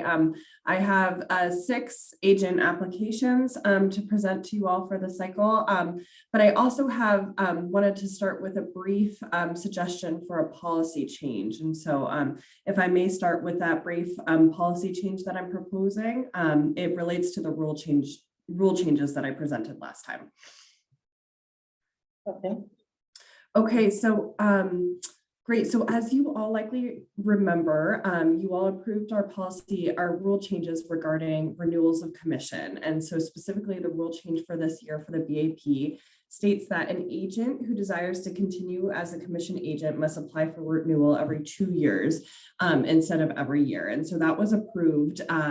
And this coincides with their 32 hours of continuing education, which is required every 2 years as well. And so to facilitate this transition to a 2-year renewal and the new continuing education requirements, we're asking that you all as the Agricultural Commission extend all agents pre-February 15th, 2023 commissions until December 31st, 2024. So basically this would set everyone on the same 2-year renewal deadline and give all agents 2 years from this February to complete the new CE requirements and fulfill the renewal cycle. So, and basically why we're proposing this is because it's going to reduce some confusion and processing time among our staff on dealing with agents who have different renewal dates and years. And so it's putting everyone on the same exact page starting this February, starting with those new rule changes. So they then have 2 years from this February to do their renewal and complete their continuing education. So, so if you all approve this request, each agent will then receive a revised card, BAP card with a revised expiration date of December 31st, 2024, and then the next renewal deadline of that time period. So that's my proposed policy change that I just want to present to you all today. I understand your recommendation. I guess I need to ask for clarification. Does this have to go through a rule changing process? This would require a vote of the commission, so I think this is we're looking for a consideration at a point in time when we've had an opportunity to put this on the agenda. Okay. To notice the public of the potential for a vote on a change. Then Dr. Nemick, I would suggest that you get together with Jennifer and come up with the wordage on this and present it to us at a later commission meeting. And then we can do a formal vote. Okay. Thank you. Okay, so we have 6 agent applications to present to you all for the cycle. The first is Blakely Brown, who's been employed with the Boulder County Sheriff's Office as an animal control specialist since October of 2021. She's completed 4 hours of Code 3 training, our BAP conference, crisis intervention trainings, and many others. Our second applicant is Amber Burtis, who's worked as an animal control officer for the city of Lafayette since May 2022. Before that, Amber worked as a community service officer focused on code enforcement and animal care and control for the town of Meade for 1 year and 7 months. Amber completed 4 hours of Code 3, 40 hours of Code 3 training and 32 hours of Animal Control and Care Academy training. We also have Jessica Cox as our third BAP applicant, who has worked at the Humane Society of the Pikes Peak region in the Animal Law Enforcement Division since August 16th, 2021. Has completed many over the 40 hours of training required on relevant topics through HSPPR. We have Jazel Ivory, who has worked with the Jefferson County Sheriff's Office since March 28th, 2022, and has previously worked in New York with the SPCA as an animal control investigator between December 2018 and March 2022, and who attended 32 hours of Animal Control and Care Academy training, 8 hours of Colorado Horse Rescue training, as well as AWAC conference training. Then we have Stacy Kenny, who worked as an animal control officer for Englewood Police Department for over 1 year now. Stacy completed 40 hours of Code 3 training, as well as some additional pertinent online trainings through local.gov. And then finally, we have Nicole Michon, who is currently an animal control officer with HSPPR, Humane Society of the Pikes Peak region, and who has been employed there since November. But before that was employed between 2018 and 2021 in the same position, and has completed many over the 40 hours of training required on relevant topics through HSPPR. And all of these applicants have received references, at least 2 references from their supervisor and colleagues in their current positions, who gave positive feedback and said they had no concerns with them being employed in a position of public trust and responsibility. Very good. Thank you. I appreciate you submitting the applications. Look through them, they look great. At this point, I would entertain a motion on this agenda item. And all they are eligible to fill up the amount of. Yes. Okay, I move that the commission recommend the commissioner appoint Blakely Brown, Amber Burtis, Jessica Cox, Jassel Ivory, Stacy Kenny, and Nicole Michon as Bureau of Animal Protection agents as recommended by staff. So I will second that. Okay, thank you. Catherine has provided the motion and Segundo has provided the second. All those in favor of any discussion? Is it? All those in favor of this motion, please say aye. Aye. All those opposed? Motion carries. Thank you, Dr. Nimi. Thank you. Have a great day. You too. And Rob is on now as well. All right. Good morning, Rob. It's good to see you. Good morning. Ready to talk about the Water Quality Program Advisory Committee. All right, so if y'all remember, I came before you, I think it was in December at your December meeting to talk about our Ag Water Quality Advisory Committee. We were accepting applications, and at the time I was asking for someone on the commission to help review my applications. And at that time, Colleen did volunteer to help. And so over the, I think it was January, she looked over the applications and we kind of agreed that, the people that I had put in their various categories. And so I'm here today to ask that the commission approves these recommendations. We do have 13 out of the 14 positions. There's one position that I have not been able to fill, so we'll just be asking that you approve 13 of the appointments. And I'm going to go ahead and just read those off for the record so you know who they are. I know that you all did receive the packages for these people, so if you have any questions, you can ask me. I won't go through every individual's qualifications, but I'll at least for the record read them. Representing the Water Quality Control Commission will be Mike Gusev. The general public will be Brad Walker. Commercial applicators will be Nicholas Scott. The green industry is Alex Gerace. Ag Chem supplier is Kurt Lieberneck. Municipal stormwater will be Rick Gunther. Water resource professional is Nora Flynn. And we have 6 producers. Jessica Mills from Southeastern Colorado, Ryan Hempel, Southeastern Colorado, Tyler Mitchell in the San Luis Valley, Nate Northrup from Northeastern Colorado, Troy Waters from the Western Slope, and Terrence Boyd is from the East Slope. And so those are the 13 people we currently have. And I guess I would ask Colleen if she has anything to say, since she was involved in reviewing the applications as well. No, once again, I felt that these were very qualified applicants. I think we placed very geographically diverse across the state. I felt very comfortable with the selection of these. So I this guess, oh, go ahead. Sorry, go ahead, Colleen. No, you go ahead, please. No, I just say if anyone has any questions, otherwise, yeah, I'll leave it back to you, Colleen. So. Okay, any questions? Okay, once again, I will entertain a motion. So I will move to be accepted these 13 gentlemen, ladies to be a part of this advisory committee. A motion has been placed by Segundo. Do I have a second? I would second. Second by Brandt. Any discussion on the motion? And you do have the names in front of you again, and you do have the application, so. Okay, all those in favor of this motion to approve this committee, please say aye. Aye. Opposed? Motion carries.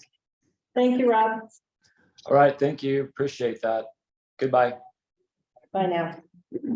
Madam Chair, Yes, ma'am. I would propose that before we move on to rulemaking, we take just a brief break since we are really ahead of schedule.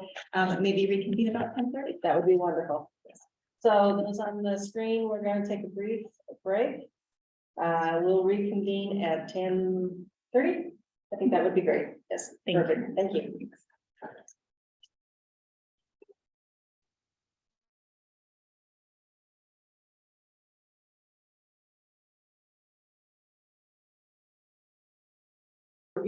It was amazing. Sorry. All right. We are going to move on to rulemaking actions, considerations and approval. Jennifer Curtis. Okay, so our first one before you will be our noxious weed rulemaking. And this one, we conducted the hearing in February. And we did receive some public comment on that. You have received your packet with all of the materials, copies of the public comment, as well as a summary of that hearing. So I will turn it over to Patty York and let her introduce herself and present the rule. All right, thank you, Jennifer. Hello, everybody again. I again am the manager for the noxious weed program here at the Colorado Department of Agriculture. And to give a little bit of a background, the rules that we are proposing updating are the rules pertaining to the administration and enforcement of the Colorado Noxious Weed Act. So of course, the act itself is in statute, and these are the rules that correspond to the act and include all of our listed noxious weeds and how we are going to manage them around the state. So we are required by statute to review our noxious weed rules every 3 years at a minimum, and that's when we make these recommended changes. And this year we are recommending a few changes. We are recommending adding one List A species, and List A species are our highest priority species. They do require mandatory eradication. They're treated every year, mapped and recorded in our mapping system, which is called EDMAPS. Yellow flag iris is the species that we are proposing to list. It's been on the watch list, which is an unregulated list for a number of years. And since the 2013 floods, we've seen an increase in the distribution and impacts of this species. And there are a lot of counties that are treating this species as well and have kind of been reaching out to us over the years to add this species. Part of our process for rule updating starts up to a year or more before we actually create the rule document. And that's when we had started collecting comments from county weed managers about listing yellow flag iris. Then we put out a survey in spring of last year, so of 2022, asking our county weed managers, our municipal weed managers, and anybody really doing weed management in Colorado to make comments on all of these recommendations actually. So we had a lot of positive feedback in that survey to list yellow flag iris on list A.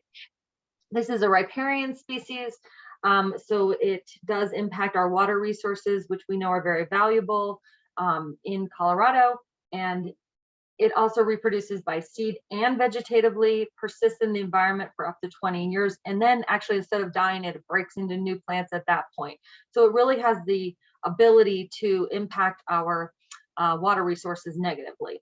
So that is recommended for list A. And then all of our list B species are regionally rare or prevalent according to what area you are in the state. So they are managed by county. So we had 5 species that we are proposing to update the management plans for. There are 2 teasel species and then 3 toadflax species. So Dalmatian, toadflax, yellow toadflax, and the hybrid of those 2. And we lumped the hybrid with yellow toadflax, and we lumped the 2 teasels together because they're very difficult to tell apart in the field, and they're treated the exact same way. So the process with this is that these species are already being treated, and we just go through kind of a rotating cycle of list B species that we are proposing to update the management plans for. We make a call for data to be submitted to that EDMAPS program. So that call started in late 2021, and those data points were due in September of last year, after which our EDRR mapping specialist, Emily McGrath, worked with each individual county to make sure that the data was accurate and that the proposed boundaries were appropriate. So we have those list B species that we're proposing to update. And then we are also proposing to add 2 list C species. List C is our lowest priority list. It's the most widespread species, and we don't actually require management on these species, but what it does is prevents their buying and selling throughout the state. And it starts to bring educational resources to these species and acknowledges what they are and how to treat them if you would like to treat them. The 2 species being recommended to add are Tree of Heaven and Siberian elm. Tree of Heaven, these are both urban trees, and they have been around for a while, and they are prevalent, and that's why list C is the most appropriate place for them, which we got a lot of support from the 2022 survey. Tree of Heaven is the primary host for the spotted lanternfly, which you may have heard of. It's an invasive insect that is making its way to Colorado. Hopefully it doesn't get here, but it is a risk. And the spotted lanternfly can have detrimental impacts on agriculture, specifically wine vineyards and fruit trees. So we're doing everything we can to work with our plants division and our marketing division to make sure that people are aware of the spotted lanternfly and of Tree of Heaven, and making sure to try to get rid of Tree of Heaven so it doesn't provide that host easily for this invasive insect. So then we are also recommending that Siberian elm be listed on list C. There's a lot of support for this as well. Local entities would really like to start working on it. And the thing about list C is at the state level, we are not mandating any type of real management, but any local entity is allowed to elevate a list C species and provide management recommendations to their local jurisdiction. Those changes obviously have to be approved by their local board of county commissioners and advisory board for noxious weeds. So, there would be a process to creating that elevated species and managing in a local way, but there's a lot of local entities that would like to do some of that. And it will make it easier for them if we have it on our actual list, even as a list C species. So then part of our process with the rule update is then to write up the rule and do a public hearing where we allow or invite comments from the public. We had this public rule hearing in February, And we had one person provide comments. Her name is Alicia Doran, and she has been the Environmental Species Management Coordinator for Jefferson County for 24 years. And she plays a role in enforcing, how these rules play out at the county level. She supports the addition of yellow flag iris and tree of heaven. However, she did request that Siberian elm not be added to list C because this species has been around for about 120 years and it is used as an ornamental throughout the state and is quite prevalent, which we are very much aware of all those things and is why it was recommended for list C. It's also used as rootstock and can hybridize with other elms and is actually used as a hybrid species in the nursery industry. And she recommended that those characteristics would have financial impact on the nursery industry. However, we did meet with the nursery industry and the plants program that does the inspections here at CDA, and they both believed that due to the way the noxious weed Act and rules are written, that it would actually not prevent Siberian elm from being used as rootstock or as a hybrid if we were finding different elm species that would work in Colorado. So those actually would not be impacts that we would see. And we have decided from this comment that maybe we need to do a little bit better job of talking about the feedback that we receive from our different stakeholders as we go through the process. So we'll definitely take that recommendation to kind of have, she made a comment that it wasn't well vetted, but I think really what the problem was is that we weren't communicating our vetting process as well as we could have to the public. So we will certainly be addressing that vetting process communication as we move forward. She also made a comment that the scientific name for leafy spurge was that there was another name we should be using. And however, we checked and both the name that we are using and the name that she suggested are those names are both accepted at this point. And so we decided to keep that as is and do kind of a overall look through our rules, species names at some point in the future and really kind of try to delve into whether we should be changing those scientific names on all of our species instead of just addressing one at this point. She did make a comment that she thinks we're doing a great job, so that was very wonderful and we really appreciated her positive feedback. But then after that, the hearing was closed and we did decide to move forward with just a few additional comments in the rule process that sits at the end of the rule, saying a little bit more about our vetting process and how that was completed. So I think with that, I have said everything I need to say. Are there any questions? I have one more quick thing to add on this one. So all of our rules also get posted on the Department of Regulatory Agencies website, and there's an opportunity for anyone from the public or Department of Regulatory Agencies through a review process they do to request a cost benefit analysis on our rules. And we did not receive that request on this rule. And then the other part that is new and unique with our noxious weed rule is that we do a particular outreach to public entities because this could have an impact on public entities and their budgets. And it is a rule that we do not provide any funding to those agencies for. So we did go through a process where we received that feedback. We are then required to prepare a report and send that to the Office of State Planning and Budgeting. A copy of that was also provided to you where we provided that to the Office of State Planning and Budgeting, and they have the opportunity to ask us more information on the fiscal impact of the rules. So we did make it through both of those steps, did not get the request to do that additional work on this one. Thank you, Patty and Jennifer, for all the information and all the data you provided us. Are there any questions amongst the commissioners regarding this rule? If hearing none, I would entertain a motion for this act. I move the commission recommend that commissioners adopt the proposed changes to the rules pertaining to the administration and enforcement of the Colorado Noxious Weed Act. Motion has been made by David. Is there a second? I'll second.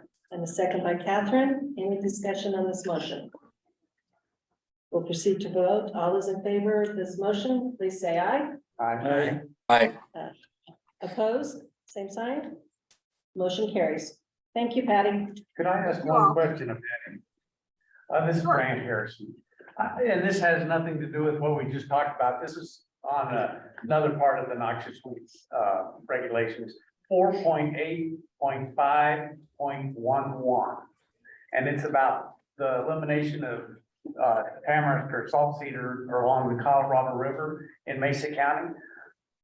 Are there gonna be any behind this? It says that it should be eliminated before seed development in 2028. I missed it kind of broke up. You asked if there was going to be something on. What's gonna happen to the entities that don't follow the regulation? So I will say our noxious weeds are a continuous battle, and we have to put dates for kind of reassessing our management plans into the rule. Those dates are more when we're going to see how we're doing and make a different recommendation possibly, instead of it really coming down to they must be eradicated. That is what the law says. However, we understand how these plants work, and it's more of a reassessment time period as opposed to a very strict, enforcement time period. Okay, thank you. Thank you for your comment. Okay. All right, Patty, thank you very much. You have a great day. Thank you, you too. Okay, our next one is the PATCO rulemaking. So this one, the hearing was conducted on February 16th.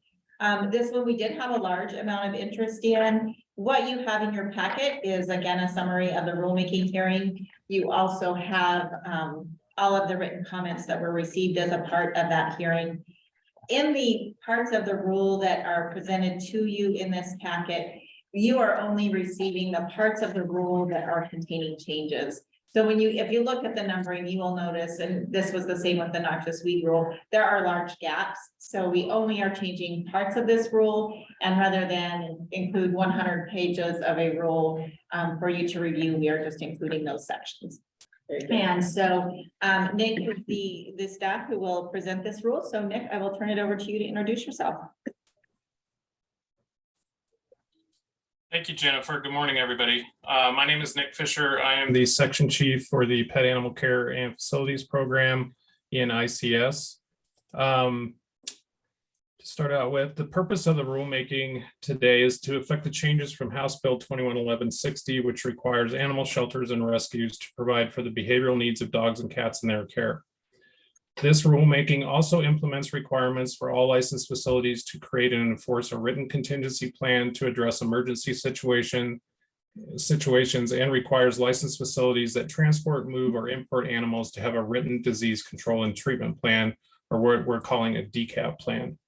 In addition, these rule amendments update environmental conditions within facilities, remove requirements to keep weekly records for the temperature and humidity control for reptiles, add pet handlers to the types of facilities that must get written permission from owners to commingle dogs, adds non-pharmaceutical drugs to the list of drugs that groomers cannot use to calm animals, adds minimum space requirements for animals in isolation, adds the word room to the rule requiring isolation cleaning requirements, adds the words animal shelter to the rule limiting the number of animals allowed in foster homes, and lastly, adds a written disclosure requirement for any animals adopted or sold with an injury, illness, or abnormality. As you guys can see from the public comments that came in, the commissioner received comments during the public hearing expressing concerns that the proposed definition and rule for tailored and individualized enrichment encouraged euthanasia of animals. As such, the commissioner removed language referencing euthanasia from part 18.25.2 and part 1.31, which was the definition of individual and tailorized enrichment, and added disposition of cats and dogs is at the discretion of the animal shelter or rescue pursuant to 3580-106.3 subsection 1 CRS. As was explained during the briefing provided to you guys in January, The proposed rule additions have gone through an extensive stakeholder engagement process.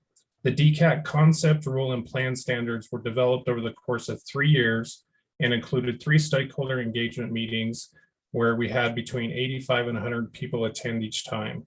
It also included a 6-month facilitated subject matter expert process between March and October 2022. The behavior and enrichment definitions and rule were developed after House Bill 211160 went into effect in September of 2021 and have included 2 stakeholder engagement meetings, one in October of 2021 and the other in October of 2022. And this also included a 6-month facilitated subject matter expert process between March and October 2022. Subject matter experts were recruited through our newsletter in January of 2022, and everyone that applied to be a subject matter expert was invited to participate. Updates on these proposed rules have also been provided to the PACA Advisory Committee throughout the stakeholder engagement process over the course of the last 3 years, and the rule additions and changes have received their support and endorsement. And with that, I'm happy to answer any questions anybody has. Thank you, Nick, for your extensive information and data. Are there any questions amongst the commissioners regarding this ruling?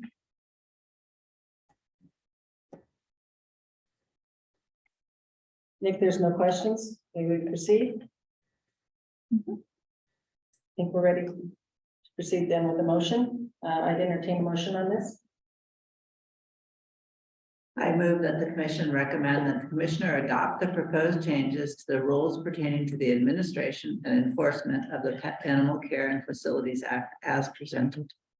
There's been a motion by Catherine. Do I have a second? Segunda? Yeah, Seconds? that's fine. There's Thank been a you. motion and a second. Any discussion on this motion? Hearing none, we'll proceed to vote. All those in favor, say aye. Aye. Opposed? Nay? Motion carries. Thank you very much, Nick. Thank you.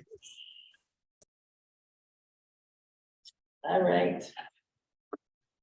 Well, folks, we are way ahead of schedule. I am going to suggest go off the agenda a little bit. I think it'd be really beneficial if we could have a field update from the field from Joe and George.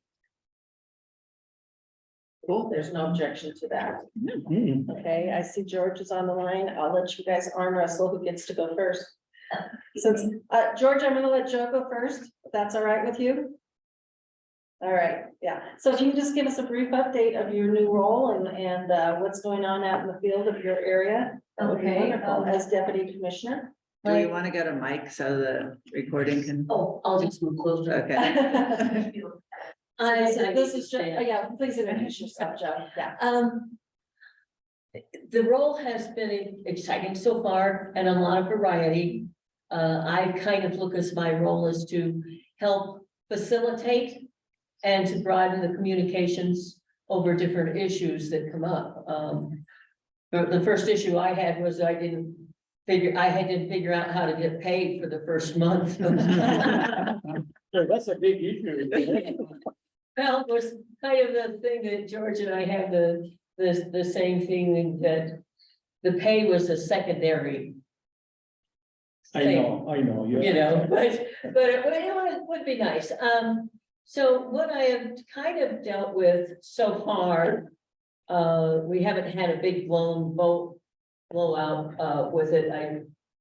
It was in the paper that I had this new role and it was across some of those, and I've reached out to other counties that are close.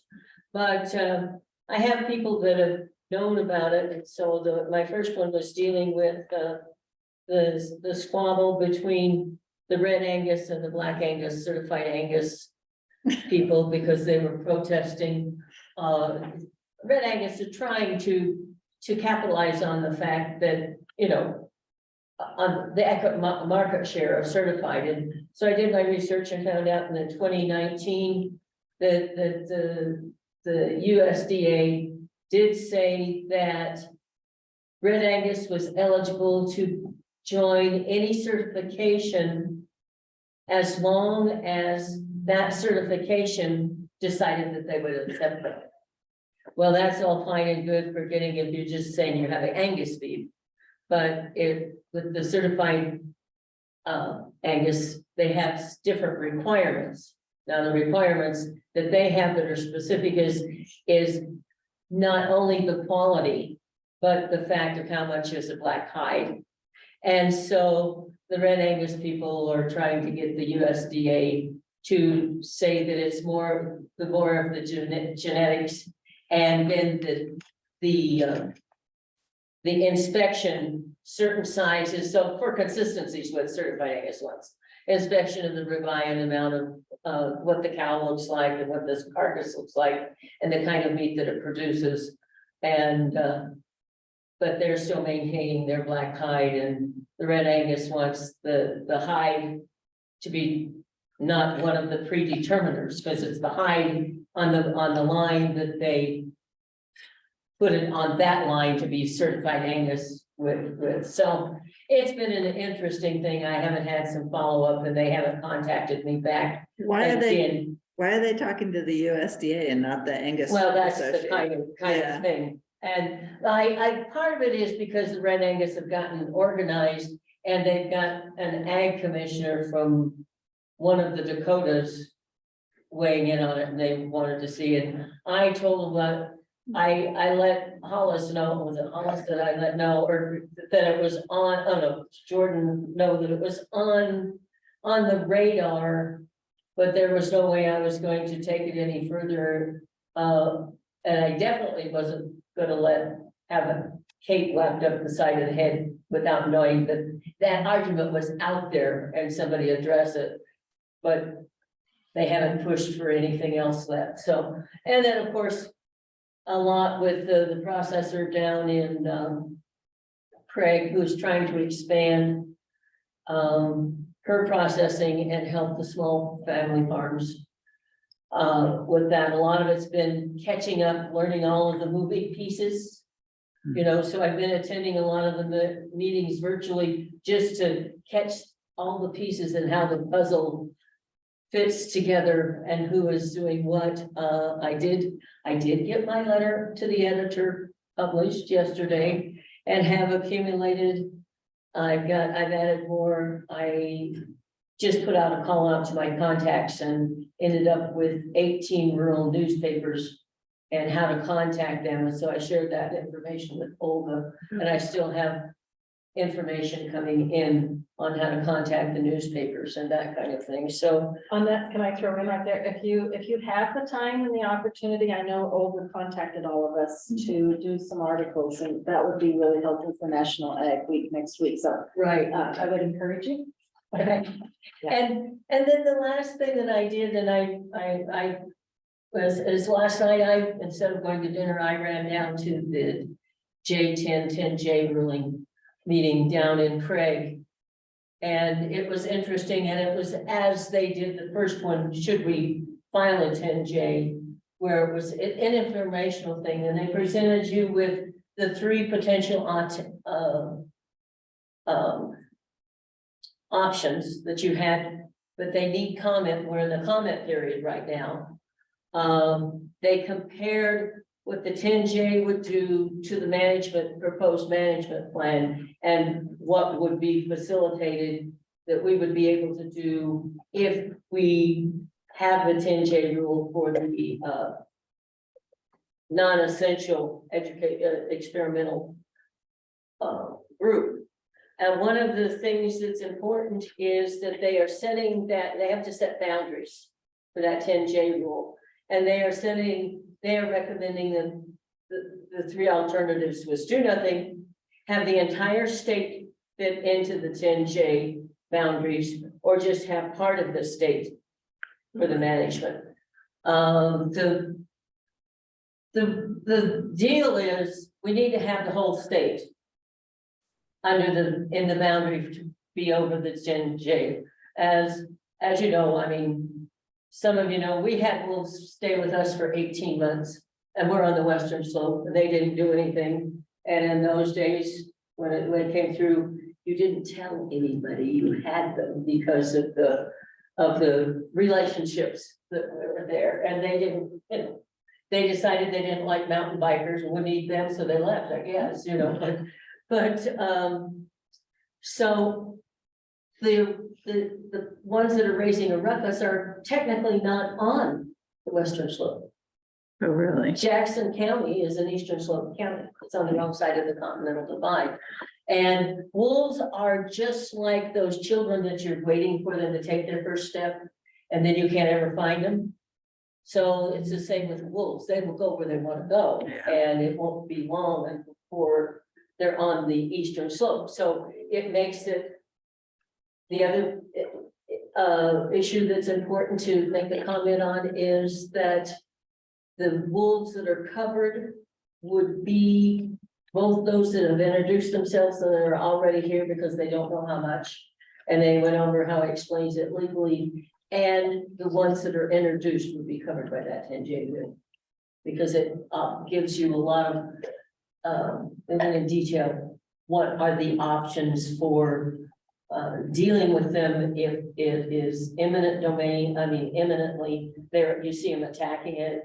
And the definition for chronic, which is one animal has 2 incidents in a year. And which changes it and makes it able to remove those. So that's all I have. Thank you. Thank you, Joe. Thanks for the update. Yeah. Appreciate it. I've got a quick question for Joe. Yeah.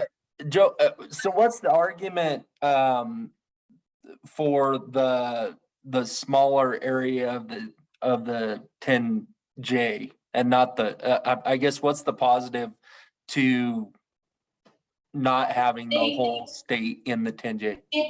It's presented as a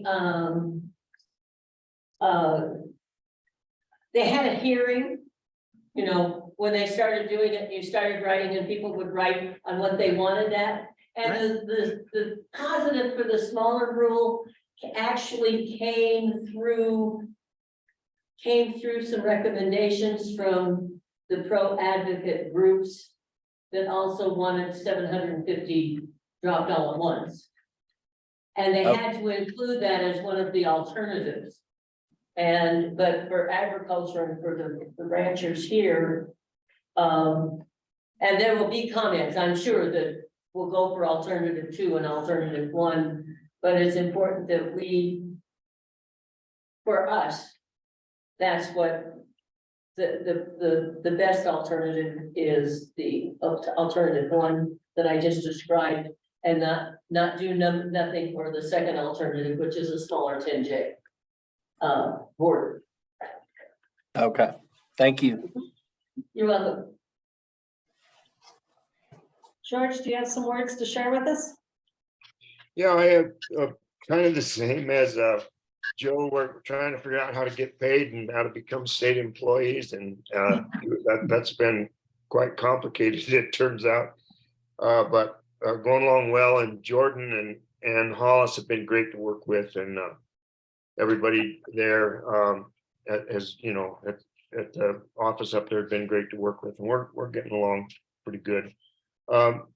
Mostly what I've done in regard to this new position is I had a long discussion with a machinery dealer here about the right to repair law, and kind of got his perspective of that, and I was able to pass that information on to Kate, and just as she was going into the hearing, and I don't know how much that changed the argument, but it was a little bit eye-opening to talk to someone who's a dealer rather than a farmer, you know, around that right to repair thing. And the other thing that's going on here in this area is the Senator Cleve Simpson passed Senate Bill 22108 and brought in $30 million to buy dry up wells. And the Rio Grande Water Conservation District Board is voted last week to disperse that money, and they're paying $2,000 an acre foot to dry up a well allocation, and can permanently dry wells up, primarily focused in sub-district number 1 right now, and that'll be round 1 of this dry up, and then in round 2, they'll open it up to other areas like up here in sub-district 5. And I guess they'll pay as much as $3,000 an acre foot for water. And that really changes the game on the value of water. It's certainly changed the way that people think about their water rights and the value of it. Up to now, it's, you know, $500 an acre foot to buy water in sub-district number 1 was going to be the fee. But permanent dry up is, you know, they're offering a lot more money and trying really working. They have to, in sub-district number 1, we have to dry up about 40,000 acres in the next few years. And so, and perhaps 100,000 acres over the whole basin in order to come in balance with our inflows. And so we're in serious, I don't want to say trouble, but we're really working at this hard. And the report I have for up here in Saguache in sub-district number 5, I just got an email about 10 minutes ago. They finished drilling an augmentation well. We've got our ARP approved, and I wanted to thank the CWCB yesterday for the loan that we got from them to move our sub-district forward. And so we're funded, and we have our our augmentation wells drilled, and our surface water purchased. And so we are considered sustainable by the state. And so sub-district number 5 is in a lot better shape than sub-district 1. That's because we're a confined aquifer sub-district rather than unconfined. And so that's good news. We now, you know, are able to move forward and we'll be able to pump with fully augmented wells. I think that's it for me in that regard. The reason I'm not there is I got exposed to COVID about 4 days ago, right before I had a meeting, and the person was in the office with me for a couple of hours, and when the next morning they said they had a positive test for COVID, so I didn't want to come up there and spread that around. So I really am sorry to not be there, because I was really looking forward to this joint meeting with CWCB. But anyway, the Zoom has worked really well, the cameras work well, and the audio is great. So that's all worked out anyway. So thank you. Thank you, George. We missed you too, George. And just for reference, water shares in the Grand Valley at the last sale, some of them went for $4,900, which is a huge increase in the value. So I thought that was super interesting. Well, I know that if I can just make a comment, and I will send that. I've got some information I read online and from different sources. And this last week I was sent the Secretary of Natural Resources for the state of California's take on the proposed. California is the only one that's stand out of the 7 Basin, yeah. And then it also included an article about why California producers are wanting more for selling or leasing their water rights after they had a previous one. So if you wanted, I don't, there must be a public forum somewhere on the computer thing that I could put those links if anybody wanted it to do it, but I'd be happy to put them up. I'm learning, so I don't know what to put where. Who, you might be interested in this and what to put in, but it was an interesting video of the Natural Resources Secretary of California, his response to, because part of it is whether we count evaporation, those kinds of things. So, to the proposed plan and why California is standing out. I think what we could do right now is share our reflections from the last couple days. And no, have his hand up. Who does? Nick does. Oh, sorry, Nick. I'm sorry. I didn't see your yellow hand. sorry to keep cluttering stuff up, but, or messing up the schedule, but, and this is, this is, probably a question for Hollis. I hear what all the great things that George and Joe are working on, and my question is this: what's holding up the filling the positions on the Eastern Plains? I mean, there's certainly a need for those regional specialists, and quite frankly, I'm a little jealous that the Western Slope and the southern half have got George and Joe working on stuff. So Yeah. You speak to that a little bit, Hollis? Yeah, thank you so much, Nick. Yeah, absolutely happy to. You know, when we're making our selection and figuring out, you know, our strategy and realizing, you know, we're gonna hire Joe and George, we realize that, you know, Joe and George are quite a handful. Okay, no, the plan is like, hey, let's start with two. Brand new, you know, this is a brand new concept, you know, that we're incubating here. Let's start with two and get them up and running.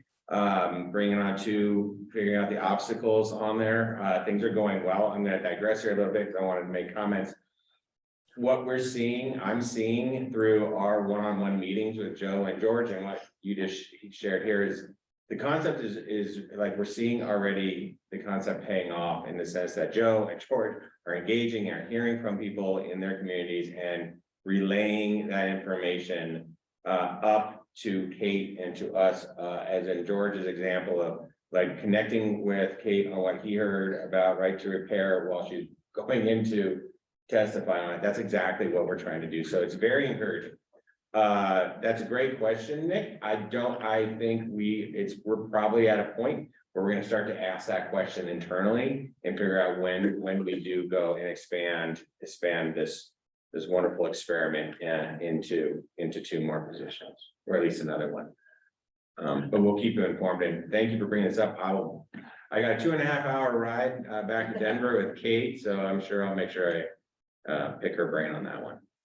Yeah, I'd really like to see it moved up the priority list, because I mean, there's certainly plenty of issues on the Eastern Plains, and obviously has to be the right people in those roles, and you've got two great ones on the west side, but you know, I'd sure like to see it moved up the priority list.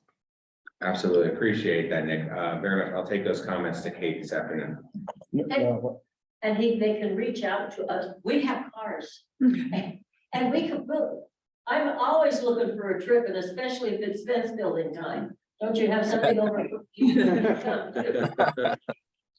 Now, how many individuals are you looking at total? Well, Position. the original concept was that we would have 4, because they're roughly about a quarter of an FTE. And so we put the announcement out initially, and we let people know we're not hiring all 4 at once. We want 2 and see how it goes and make adjustments and calibrations, not just in what we're doing with them, but also where, right? And what, not just geographic, but what other areas of expertise do we need, or do not we, but we, Colorado and producers and ranchers need to help with this. So we'll be looking at that. And, you know, I imagine I think we're not going to stop at 2. So we may go 1, we may go, you know, hire the other 2. Yeah, really going to be Kate's call, but I think bottom line is we're really liking Joe and George in these positions, and the use of these positions as a great complement to the work you guys do in engaging in your communities. So we will be moving forward. Yes, for sure. Okay, thank you. So with that being said, were there applications taken for the other quadrants too? Or There were. We looked at, I can't remember the number. We got a fair good number of applications, and we said, look, we're going to put them in regions. And then we're going to look and see, and we're going to see based on regions, but also collectively kind of what is our best fit, what do we have now, and then where do we want to plug in? And that's going to be kind of the next step is what are we missing, right? What do we have? What do we miss that Joe and George don't have? They got a lot, right? But we'll figure that out. I know nothing about growing peppers. or Right, chili. right. I can't We even- may need a peach specialist, Right. a peach pie specialist. Ron? Winner. How you doing? I'm here. So would you all mind if we do, I don't have lunch in front of you, but would you mind if we do final reflections and we'll just kind of love that and while we're waiting on our presentation about renewable energy, your thoughts about yesterday? That's fine. Just, you know, Colleen, I did talk to Will Tour, the CEO, he's gonna try to join a couple of minutes early. Okay, So he told me, you know, about perfect. but that gives plenty of time to. Okay, excellent, thank you. And then I don't know if it would be appropriate, but if lunch arrives, maybe we can have a lunch with Will while he's presenting. Yeah. Yeah, okay. I think we might have, I know we have an itch to get on the road. So, Lunch at noon, so Okay. hopefully, just, you know, if we're done by then, I can eat their individual box lunches, so. We can tomorrow go, and that works. Oh, nice, okay. So thoughts about the joint meeting, what you heard? I've got a little bit that I didn't add to my, Update. update yesterday. Oh, yeah, please, yeah, and anything you want to update about what's going on in your area, that'd be great. We've got a Japanese beetle outbreak in Grand Junction. That, 20 years ago, we had, outbreak in Palisade. And I was actually in the CALP program at the time and needed a project and I undertook the Japanese beetle eradication chairmanship back in the early 2000s in Palisade. So, I know as much about the Japanese beetle as I'd ever like to know, unfortunately. Sure. But at any rate, I've gotten involved in the new one. I'm, kind of off the grid so much last year with the camper and stuff, but, the good thing is they have gotten, it's gotten the attention of a lot of people in the Grand Valley. And, back when we were eradicating it the first time in Palisade, they had the population over here in Cherry Creek Golf Course, and it was still relatively contained at that time. And they chose not to do anything about it over in Denver. And obviously if they could, in retrospect, go back, I think they would really have jumped at it because it's exploded over here on the eastern slope. So with that being said, people in the western slope know what the potential is. So we've got some really good support from the county, especially.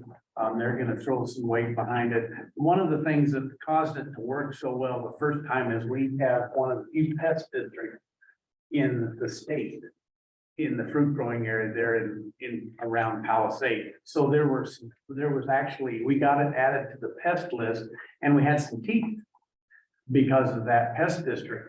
So we could actually require people to take care of it. But as it was, they're gonna basically do the same thing this go round, go in and treat people's lawns that are in the affected area. The material is gonna be a little different. There's actually a safer one out there that seems like it works really well. But they're going to go and be treating all of these lawns in the area as well as the public sod parks, the parks and stuff. So anyway, I just wanted to let people know about that. It's an ongoing program. My letter to the editor was an article, or was actually on TV Monday. Because I got interviewed for that, so I was on television Monday, pushing that, and unfortunately, I didn't get everything that I said on TV. You don't get a choice on that. But I was the ag representative that got to speak on that. So does the treatment take care of other pesticides, other pests? It'll take care of any grub. Okay. It's mainly for grubs. We And have this, moles right now. Moles? well, I got a bunch of cats. do you have, are they in your lawn? They're in my mother-in-law's lawn. Okay, it probably is, related to grubs. So if you'll take care of the grubs, you may take care of the moles. Because in my investigation on all of this, they kind of go together. That's cool. Yeah, because the voles are in there eating the grubs. And if you get rid of the It's a grubs. nightmare what we're seeing now that the snow has melted. I mean. Yeah, Oh, yeah, the tunnels Yeah. and stuff. There's not a lot of, chemicals out there that will take care of the mature grubs. Dilox is one, but the one that we're using is actually, and this was a point of contention because it's probably not gonna do a lot for the stuff that's maturing this spring. Because it's more to put on before the eggs are laid or when they're the first instar of that larva is there. And so that's what you're gonna find out. But like I said, Dilox works on the adults. So if you're wanting a quick kill on the grubs this spring, that's what you want to use. And Dilox does not last a long time. So you might have to put it on a couple of times. But if you're wanting to control the grubs for a long period, then you'll want to find out what kind you have and find out when they're being laid, the eggs are being laid, and put that treatment on around that same time. And there's quite a few different treatments. Hey, Brent, how far will those beetles, once they're mature, spread? Well, they will fly up to 5 miles, I but see. that's an exception. And, you know, when they fly, it has to have 2 of them or it's not Oh, gonna yeah. work. So, you know, we didn't have them get out of a certain area there in Palisade. We had very few that were caught in around the other areas of Palisade. Interesting. So, we're hopeful that's the same. You know, the thing is, they had a trap at one of the nurseries and caught one there, got some there. And so they expanded the trapping in the middle of the year last year. So they've got some trap counts, but one of the methods of controlling them is trapping early on. So they'll put a lot more traps out if they can get them. The supply chain is such that right now the Japanese beetle traps are hard to come by. But Figures. you know, 5 miles is the exception. And like I said, if one decides to fly 5 miles, unless there's another one out there to mate with, then it's. Long distance relationship is really hard. But one of the things, and we had that when they first did it, because I was just leaving the Ag Commission at that point, is that they are transported in firewood. And so we had a whole campaign up here in the mountains of buy your firewood locally and don't bring it from home. Yeah. Because that's how they, Yeah. Well, you know, we talked, spotted lanternfly was mentioned a little bit ago. That's one of these that, you know, when it shows up in the Grand Valley, I'm not gonna be out there trying to eradicate it because there's some that just would be a waste of time to try to do that because you might be able to eradicate it, but it's gonna come right back in. Yeah. The Japanese beetle was discovered on the East Coast in the early 1900s. It's taken a long time to get across the US. So I think it's a good one to look at eradicating. A few years ago, I don't know how many of you were on the commission, when the governor came to the meeting, that was the first meeting I missed because I went elk hunting in Kentucky. The brown marmorated stink bugs, oh my gosh, they were so thick there. I'm just thankful. In fact, I even called somebody to make sure that they were already here in Colorado because I was bringing some back. We stopped in Kansas in the middle of the night, my son and I, and we cleaned the truck off of the hitchhikers, and we had gone through a driving rainstorm, and we still got off 110 brown marmorated stink bugs and killed them in the middle of Kansas in the middle of the night. And that was coming from Kentucky with stink bugs. So there are some that hitchhike a lot more than others. And the brown marmorated stink bug, I remember distinctly when it was found, it was actually found over at Meeker. That there was a lady from back east who was an entomologist who had come out here hunting. And she saw one crawling on the inside of the cabin where she was staying. And they tracked it down that the week before, the hunters had come from back east and had driven a U-Haul out here. And so they speculate that one hitchhiker. So anyway, that's the history, probably more than what you wanted to know. But it's exciting to see that we're having some activity to actually try to eradicate that Japanese beetle again. Because, you know, we've had 20 years where we haven't had to deal with it. Brett, thanks for bringing that up. missed it in my updates, ran out of time, but yeah, Wander Edge Group, Director of Plants Division, is actively engaging, communicating with the Grand Junction City Council as well as the county.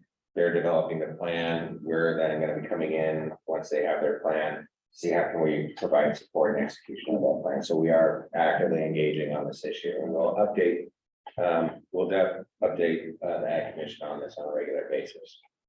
And maybe keep me in the loop on just this. If you need any information. As long as you don't take me out in the middle of Kansas in the middle of the night.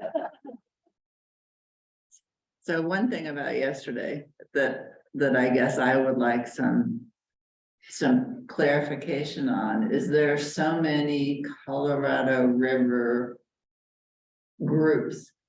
I want to know who they all are and what they all do. It's like you hear all these acronyms and names and stuff, and it's like, what is all the people's roles? And so I don't know who you would get to do this, but I would love to just have it all spreadsheeted out or graphically said who all these people are and what they do and how they play together. I wonder if Director Mitchell would have that. Yeah. Kind of I'm sure it exists. Yeah. Yeah, I would just love to sort of be in that loop, so I knew who was doing what. Yeah, we were talking about I it. generally find that's true with all conservation programs. The conservation division is just riddled with acronyms that you just. Yeah. I'll And what? add a few things. I think it was good to interact. You know, ag is water, and without water, you're not gonna have any agricultural, so it's nice to be able to interact, and I know, talking to Kate, she was very appreciative of behind the scenes of the individuals that we were able to work with, CWCB, to put this together, so she was very, appreciative. And, she had mentioned something, maybe doing it every 2 years, maybe possibly, but I think it was good to be able to see their interactions and them ours, and how they both fit together. And I did realize another thing yesterday when the young individual there from high school, that it's very important that we get another group of young men and women that get into production agriculture. Because I mean, I think I shared with a few people, a lot of my better farming employees are a little bit up in age. And we try to do internship programs where we're at, and to find those individuals that become team players or find some type of ownership in what you're doing. You know, your family, you're farming with your family, which makes it unique. But there's other individuals out there, I think as a CDA and CWCB, they're going the same direction. It's good to be able to interact with them, you know, and see their point of view and them ours. So that was very informative. Yeah, I think we opened their eyes a little bit about action on the ground too. It's like, you know, they're more theoretical water management, whereas we're on the ground water management, and we both really have to play together to be effective. So them getting our input is important. It's okay to plan and schedule, but the implementation portion. Right. That we have to continue. I think I forget about the use of water for recreation, because we're so focused on using it for production. That the use of the water, especially in this area, is recreational, fishing and whatnot. I was also just thrilled with the FFA presentation. Yeah. Just trying to figure out how that can be bottled and taken on the road, that show. Yeah. I mean, I can't believe, I was talking to Todd, who's on, I don't know if you can hear me. I don't know what it's called anymore. It used to be CCC OES, and I think it's CDFC now, but it's the program that oversees the whole state of the vocational career technical. Yeah, Billy was talking about that, yeah. Was he? Yeah. And I would just love to know what their thoughts and direction and hope for what they can do to get these kind of programs past the state. Are they CCFC now? Is that what they are? I don't know what they are. Do you know what I'm talking about? I do. Yeah. I was an FBLA officer, and we've had their offices were at 291 Spear Boulevard. And I was a program manager, an interim program manager for the home economics department for about a year. And so, yeah, I was in that Spear building. Yeah. But it was CCCOES then. But I think now it's called the CCFC, and I can't even tell you what the acronyms anymore, but it's what oversees all the vocational programs, the business, the ag, the home economic, all those things, and this umbrella is right, ag is right under that, so I'd love to know what their thoughts are, and then how to get involved with the Department of Education and make this umbrella with these. I know, because I know for sure that Mesa County is attempting to do something. But again, that group was so organized and had, dedicated space and really had a much better plan than I think I've ever seen. This one. Yeah. Oh, yeah, and how two instructors are doing this all. Yeah, I know, exactly. And I think the key piece, and I think he addressed that with us, was that these kids are getting graduation credits. But it's what they're using, like their horticulture classes applying for a science credit and those kind of things. And that's been a huge push to try to get that where science is science. But Well, I thought it was impressive that it was in such a small school too. I mean, in the area here, that is one of the smaller schools and is one that tends to be forgotten in a lot of the things, and that it's at Sirocco High, that's really amazing to me.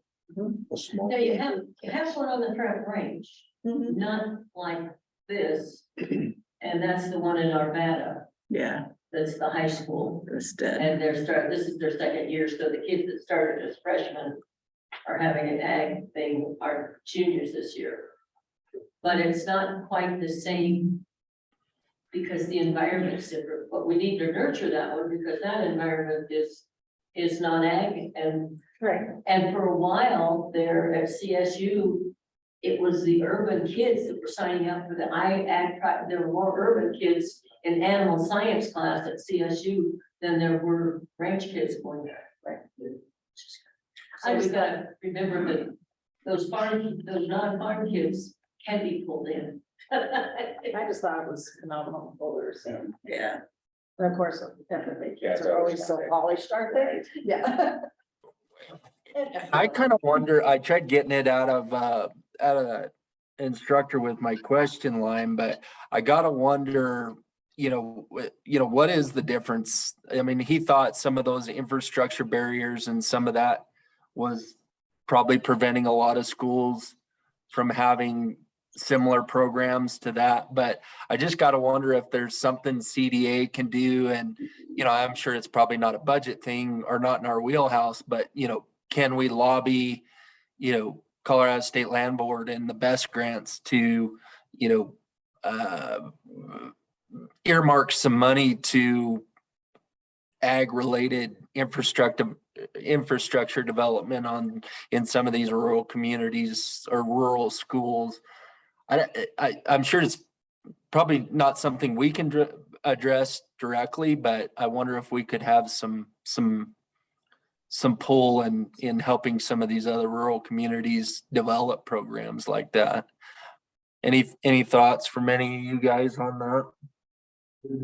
Well, I think it is in the wheelhouse of the department because the next generation ag is certainly one of the wigs. So, Yeah. I think they do need to pay attention to it. And we're starting that planning, so when we start to plan what are our goals and measures on next gen, we can look at, say, how do we begin to I think this one is how do we begin to kind of grow something like this and clip in. Yeah, yeah. We can we have it down on our radar. Excellent. Yeah. And I was so impressed with the fact that that community thinks it's important and that ag is important enough that every kid has to go through an intro to ag. And that's brilliant. I mean, that is the exact thing that we need to be pushing in this state. Yeah. And especially since the history of that town is mining. Yeah. I think we'll take a break from our reflections. So turn your reflections off. And we have, Director Realtor. Yeah. We'll let Hollis give us a little brief introduction. Great, welcome. Just a little bit of context of what we're here. Ag Commission's last few sessions, we've dialogued, you've inquired as to kind of how does ag connect into the governor's bold initiatives of renewable energy, sustainability in the ag sector. And so on that note, we have invited Executive Director Will Tor to come and talk about kind of renewable energy and opportunities here in ag. Executive Director Tor has been with the Colorado Energy Office since 2019, is a wonderful cabinet member, really a wonderful partner to the department as we see these opportunities that are coming. I mentioned the IRA opportunities that his agency is looking at. How do we clip in? How do we partner? Going back to that partnership comment. So with that, I will hand it over to you, Executive Director Tor, to do the presentation, and you guys are all happy to answer questions or ask questions at the end. Great, thank you very much. And it's great to be able to join you remotely today. And what I thought I would do would be go over about 10 slides that are sort of big picture, kind of the state of renewable energy and transmission in the state, and then happy to go to questions. There's so much that's happening in the clean energy arena right now that, you know, there's a lot of different directions that we could go, but I think this may be the most relevant. Next slide, please. So first, just a sort of a quick reminder of sort of the overall legislative framework that we're working under. So over the last several years, the legislature has really adopted, depending how you count it, somewhere between 50 and 55 pieces of legislation focused on climate, clean energy, energy efficiency, renewable energy, and associated issues. But the overall framework, you know, set a economy-wide target for reducing pollution, through reducing greenhouse gas pollution 50% below a 2005 level by 2030 and 90% by 2050. It gave a broad grant of authority to the State Air Commission to adopt rules to make progress towards those targets. It also created a specific regulatory pathway for electric utilities to achieve an 80% reduction by 2030. That was really recognizing that the advent of very low cost wind and solar made it possible for the electric sector to really lead among all of the sectors in terms of cost effective, affordable emissions reductions while still being able to maintain reliability on the grid. There are also were requirements put in place for a 60% reduction of methane emissions from the oil and gas industry by 2030, and a 20% reduction in industrial emissions, as well as a 22% reduction from our gas distribution utilities. So the structure really looked at what level of emissions reduction was feasible from each one of these major sectors of our economy, and frankly, major contributors also towards our pollution. Next slide, please. So to focus in on the electricity sector, you know, there's been, I think, really remarkable progress in this area over the last 4 years. The utilities that operate about 99% of the fossil generation in the state now all have either approved clean energy plans, or in the case of Black Hills Electric, they have submitted a clean energy plan to the State Public Utilities Commission. And what we see is that our two largest utilities, Xcel, will actually achieve about an 85% emission reduction by 2030, Tri-State an 80%, and approximately a 90% reduction of their in-state emissions. And they're effectively doing this by retiring the high-cost coal generation and replacing it with lower-cost wind, solar, and battery storage. Next slide, please. In terms of what this means for agriculture, we're in the sort of part in the process right now where the utilities are beginning to move from sort of their planning processes to actual resource procurement. And for both Excel and Tri-State, they're basically sort of in that bid process for procuring renewables. And in terms of scale, we're looking at nearly 3,000 megawatts of wind, over 2,000 megawatts of solar, over 500 megawatts of battery storage, as well as about 1,400 megawatts of firm dispatchable electricity, which basically means, at this point, gas generation. Much of that is probably existing gas generation that is on short-term contracts that utilities would be extending those contracts. But so there's going to be a lot of opportunity for the folks across Colorado to think about opportunities for leasing land for renewables development. Next slide, please. Going along with this, we are looking at a really substantial investment in Eastern Colorado into transmission. The Public Utilities Commission has approved Excel's application for the Power Pathway project. They approved that in 2022.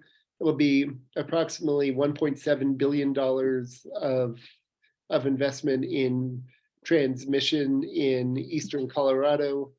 And in addition to sort of the direct economic impacts of that investment, it certainly opens up opportunities for renewables development along the pathway.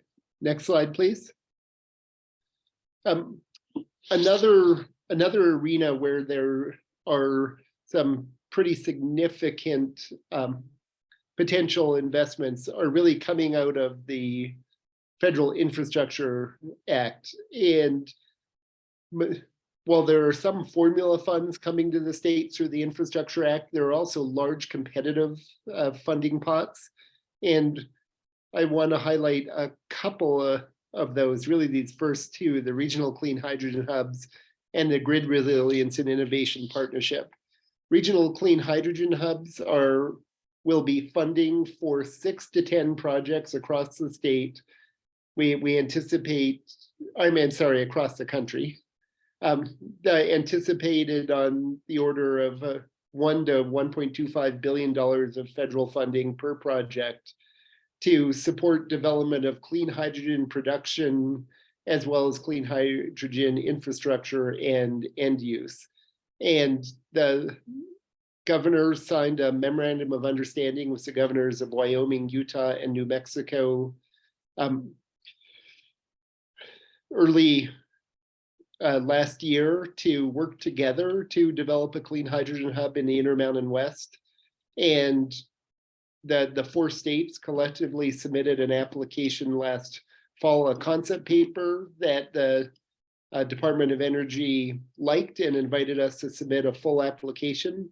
Within the next few weeks, we'll be submitting that application. And for Colorado, the primary investment would really be in hydrogen production in northeastern Colorado.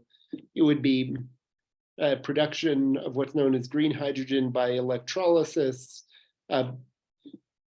essentially using water that the electric utilities are currently using for other purposes. The other significant investment that we are looking at are some applications to the Grid Resilience Program in order to really support both the distribution system and the electric transmission system in order to assure reliability as we move forward. Next slide, please.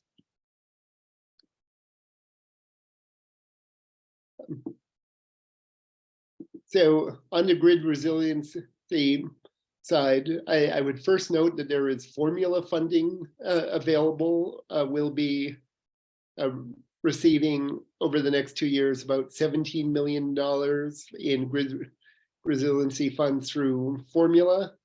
And a significant portion of that will be dedicated to microgrids that in order to support community resilience.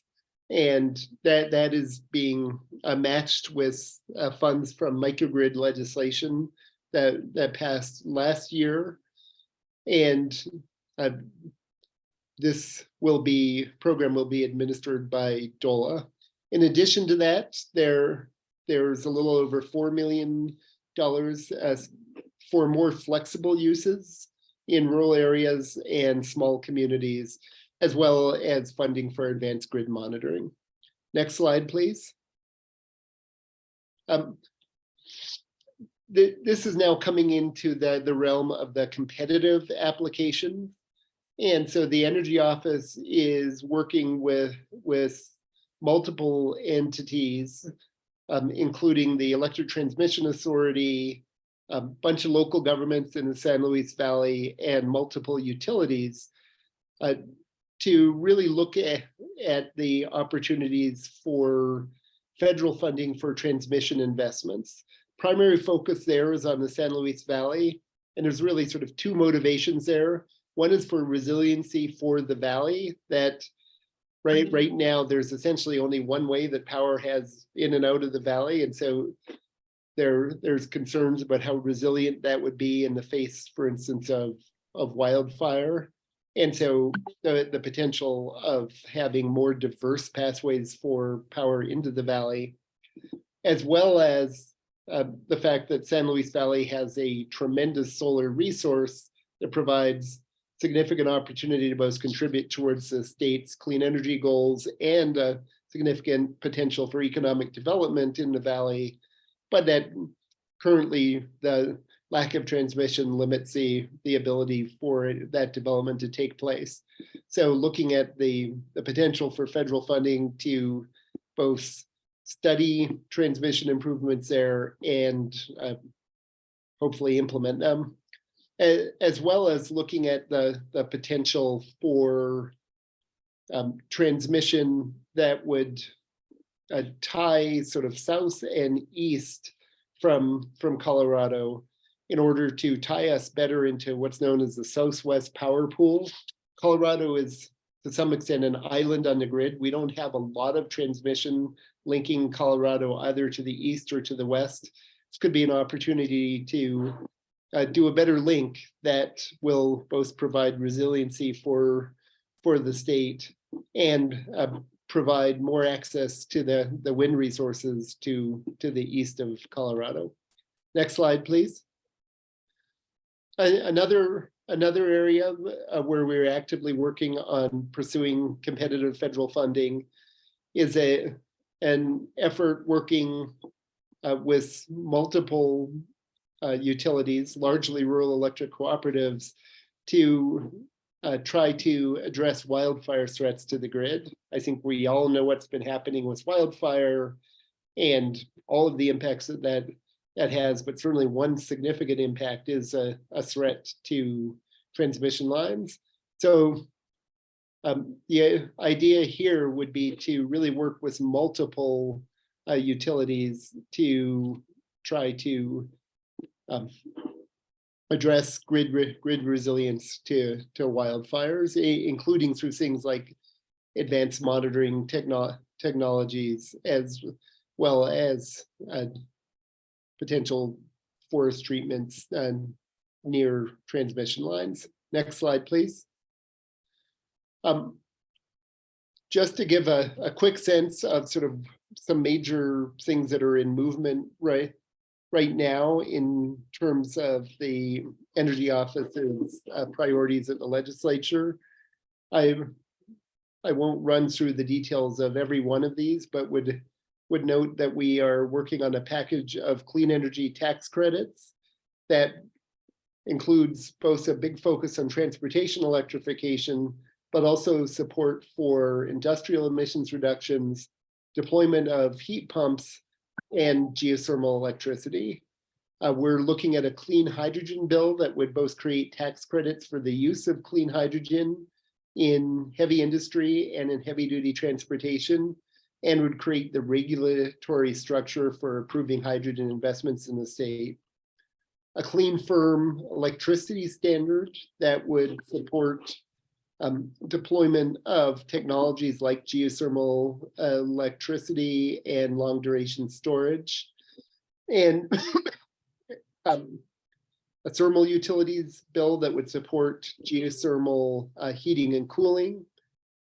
A solar bill that would essentially provide grants to local governments to help support improvements to their permitting to make it easier for folks to install solar on their properties. And finally, working with utilities on a resource adequacy reporting program. Right now, our large utilities are regulated through the Public Utilities Commission. There is sort of a centralized process for reporting and for evaluation of the reliability of the systems and making sure that there's enough electric resources out there, even in relatively extreme weather conditions. But this would essentially expand the reporting to make sure that there's relatively uniform reporting that it allows the state to understand resource adequacy across all of our utilities, not only the larger utilities. And one more slide, I think. So just to wrap up and then go to questions, just a process that is kicking off that I wanted to make sure people are aware of and that we would love to get input on. The state greenhouse gas roadmap, that's really the strategic plan for how we're moving forward on both climate action and clean energy. We've been working off of a plan for the last several years. It's now time to update it. We're calling it, Roadmap 2.0, and that it's really going to provide the action plan for the rest of the second term of the Polis administration in this arena. And a couple of things that I could note. We think that the passage of the Inflation Reduction Act is really transformational in terms of the level of federal investment, largely through tax credits that is made available, and we want to make sure that our modeling is fully incorporating that. There's a bunch of new technologies that you sort of saw reflected in our legislative agenda that weren't quite ripe 4 years ago, but are now a lot riper. And those include geothermal, carbon capture, and clean hydrogen. And so we want to make sure that we are fully incorporating those into our plans. And then we're very interested in hearing from a wide variety of stakeholders and what you think are important policies or programs that we should be considering as we update the Roadmap 2.0. And over the next several weeks, we'll be working with Keystone Public Policy Center on rolling out sort of formal opportunities for input. And with that, I would throw it open to questions. Yeah, I have a more, not a question, but a comment. And I am encouraging, with your statement regarding the San Luis Valley. In the past here in our commission, we commend that, Excel and Tri-State, they have their lines in good order, but the problem is all of them, they come from the north, Poncha Pass.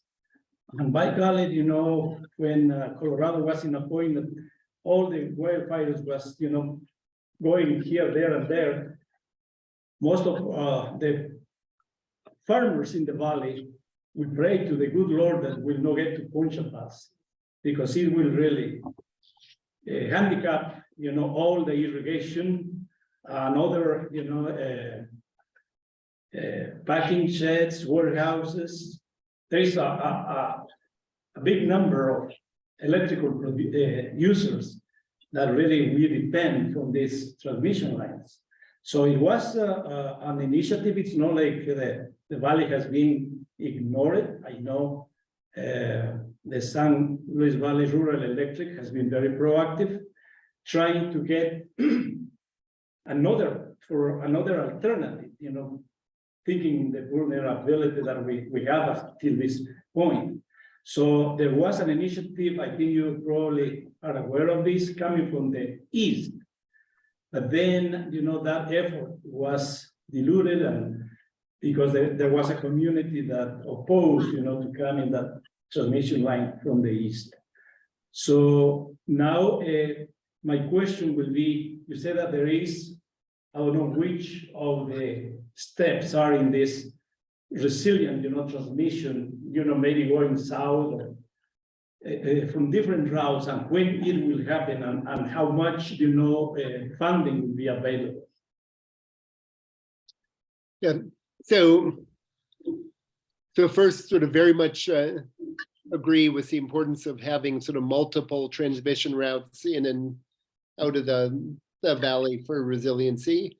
And this application would initially be for funding from the federal government to study the different alternatives. So we're not picking a particular route at this time, but the hope would be that coming out of that process, there would be agreement on a route, and that we would then move into a second phase of federal funding application, and can't predict, what the Department of Energy will actually do, but the potential level of funding that are available through this grant program are in the hundreds of millions of dollars. So it's potentially significant funding if we are able to move through the process and be selected by Department of Energy. Thank you. This is Catherine Bedell. I have a question on the slide that you showed for the transmission pathways on the Front Range. I live in Grand Junction on the western slope, and it seems to me that there's lots of appropriate land out on that western edge of Colorado for solar development. But one of the problems that we face is lack of infrastructure to feed the power into the grid. And it seems like as we move forward, mapping out, potential solar fields and then aligning some new transmission lines with that plan is sort of the next step for the western slope. We don't have wind development, we have some geothermal potential, but solar is really where we stand to gain or to move forward with renewable energy on the western slope. Have you thought about how you can increase the availability to feed solar energy into the transmission lines and extend transmission lines to some of these areas? So I don't know that I can give a very specific answer to that. I would need to talk to our sort of team that is working on transmission.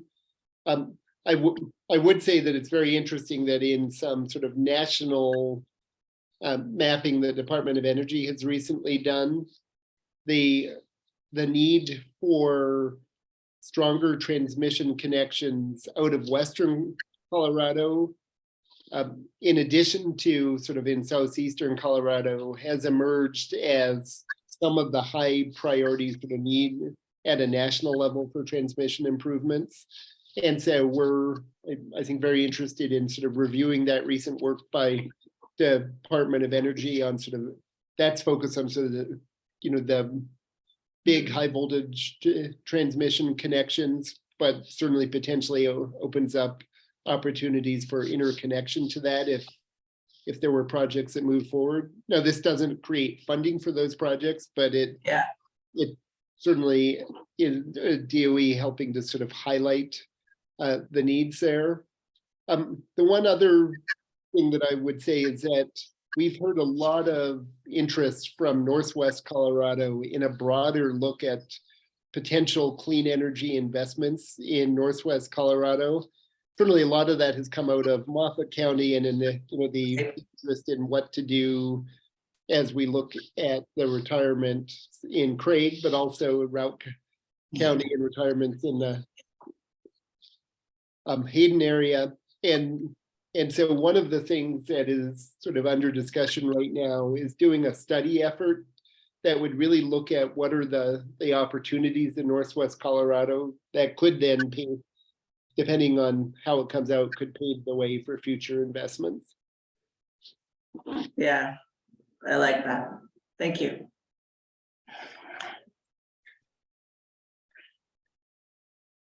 Any other questions for the director? How are you feeling about that 2030 deadline? Seems like that's moving really fast and I don't know that we see much activity across the state to try to get a lot of this done in the 3 or the 7 years left, I guess. Yeah, so we're actually pretty optimistic about meeting the legislative targets for 2030 emission reduction. Again, in the electric sector, where there's already adopted plans that exceed the goals. So if you look at all of the plans that have been adopted by our electric utilities, they would get to about 85% emission reduction by 2030 in the electric sector. In the oil and gas sector, we're well on the way. You know, that's really focused on reducing the methane leaks from the oil and gas industry. And there have been both voluntary industry actions and a whole series of rulemakings of the State Air Commission and the Oil and Gas Commission that are leading towards much lower levels of methane leaks from the oil and gas system. So pretty confident that we're going to reach those targets. On the industrial side, we've actually already made great progress simply through the voluntary efforts of industry in towards the goal of a 20% reduction on the industrial side. And the State Air Commission right now is in a rulemaking process that will essentially codify those emissions reductions and require industry to make a little bit more reduction. But we've also created some new tools, including an industrial clean air grant program that the Energy Office will be administering. And if the legislature moves forward with the clean energy tax credit package, that will be significant competitive tax credits for industrial emissions reductions over the next decade. So we think we're sort of in a good track there. You know, the most challenging sectors, I would say, are transportation and buildings, but because you're not dealing with, you know, a handful of large utilities or industrial operators, but millions of individual vehicles and millions of individual buildings. But we're seeing really good progress on vehicle electrification, you know, with the market share for new electric vehicles in the state has grown from about 2% at the beginning of the Polis administration to over 10% now, and we're seeing it continue to grow rapidly. So we're pretty optimistic about achieving those 2030 goals.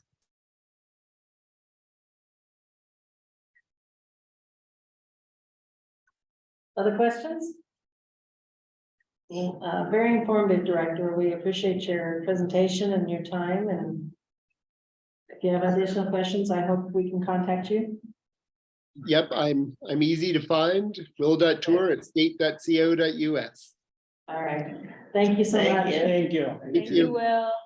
Bye. All right. I don't know if lunch is here.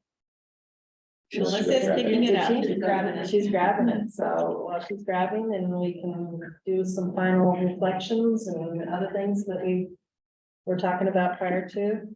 Anything else that you wanted to add in regards to updates in your community, in your area? Thoughts about yesterday? You know, regarding yesterday, I was, you know, very impressed how, you know, this meeting was taking place. In, you know, I learned, you know, something different. And there was also a time to tell them thank you, you know, because this CWP, you know, in the San Luis Valley, you know, in the Rio Grande Basin, they did, you know, a lot of roundtables. They did across the state. It seems to me in the San Luis Valley, because of the more impact, you know, in the pumping and not enough water coming from the snowpack. several beaches, big beach companies, and the small ones. We have the opportunity to renovate, our infrastructure that has been built so many years ago. And I brought, our own example. It's a very small beach. Look at that, how much money we have to invest to try to capture, the last drop of water that we were unable to do it with the old structure, because it was in the first place in a location that it's not the right one. And you cannot blame, those people that they did it at that moment, because they didn't have the machinery, the means, and all the technology that today we have. But it worked, it worked because the precipitation was, there, year after year. After 2001, most of us, we couldn't get, all the appropriation of water that we need to have from the river, because it was, all full of sediments and several, things. And I was glad to, tell them on this, that what they are doing, is really benefiting everybody, to have a resource that we really needed. So it was a good turnout. I hope that you guys will consider it, not every year, but whenever. I think it's very important to join, it's like taking point A and point B and going the same direction.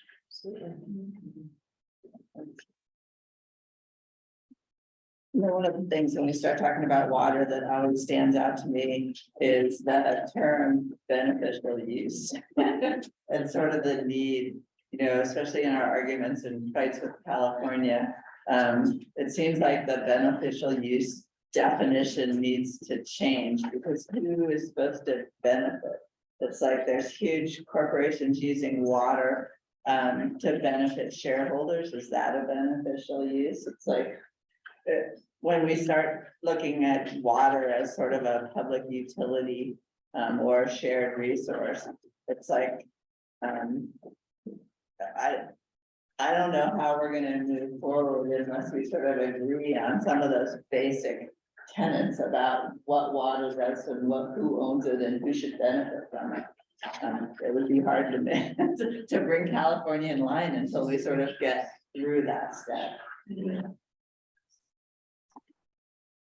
And there's a book that I think would be highly recommended if you're interested in water, and it's called The Dreamt Land, and it's the story of water use in California, starting back from the first ditch they ever dug, after gold was discovered in the Sacramento area, and it goes through the sort of corporate buyout of all the small farms and what that did with sort of water use and water ownership, but it really puts a light on how the money involved in water has really changed the use and changed who's benefiting.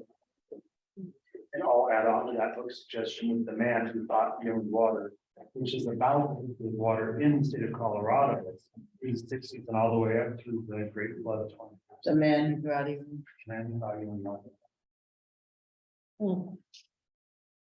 There's a book I read years ago in a leadership class called Water Law for Non-Lawyers. I think I was the only one in the class that read the book. I thought it was fascinating. I really enjoyed it. Yeah, it was good. Do we want to adjourn? Any more comments or anything, or Dave? I guess I did it yesterday, but yes, I really enjoyed yesterday's joint meeting. I thought that was excellent. I would actually encourage it to possibly have more, let's do that more often, I guess. Even more if that's the case on, realizing where we're at with water. You've all brought up some good points today too, is, beneficial use, but being from the ag sector, I really do think we have to keep working with our consumers as well, getting back to beneficial use as well too. you know, down the road, in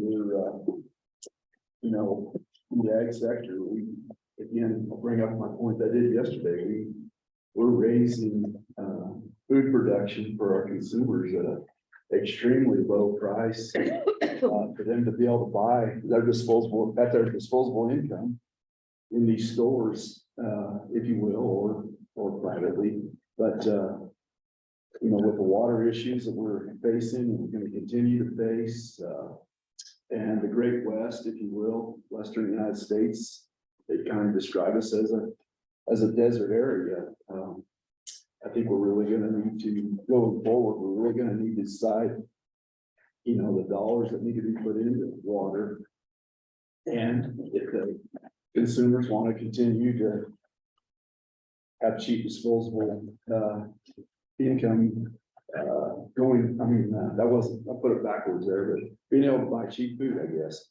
So it's obvious that water's not gonna be cheap. So the costs are gonna have to come from somewhere. In going forward with the water, whether the consumers want to use it for recreation, if they want to see more of it going to ag, et cetera. We hope we get out of the drought, but that's not a known deal. And again, the storage issues were brought up yesterday. I feel if we ever get where we can store water, and get credits for all the water that we do let go because we cannot store it. Those are just some broad statements that I've hearing that. But again, I really appreciate the fact that the team meeting yesterday, and I'd really like to see it continue. And I think even us as ag producers, that woke me up as well, just seeing what they did as a board yesterday too. So I think, we kind of maybe need to have them more often, more frequently, or maybe even suggest the Colorado Water Board that they maybe jump around the state a little bit and try to introduce themselves better, I guess, if you will, to the farm ag sector.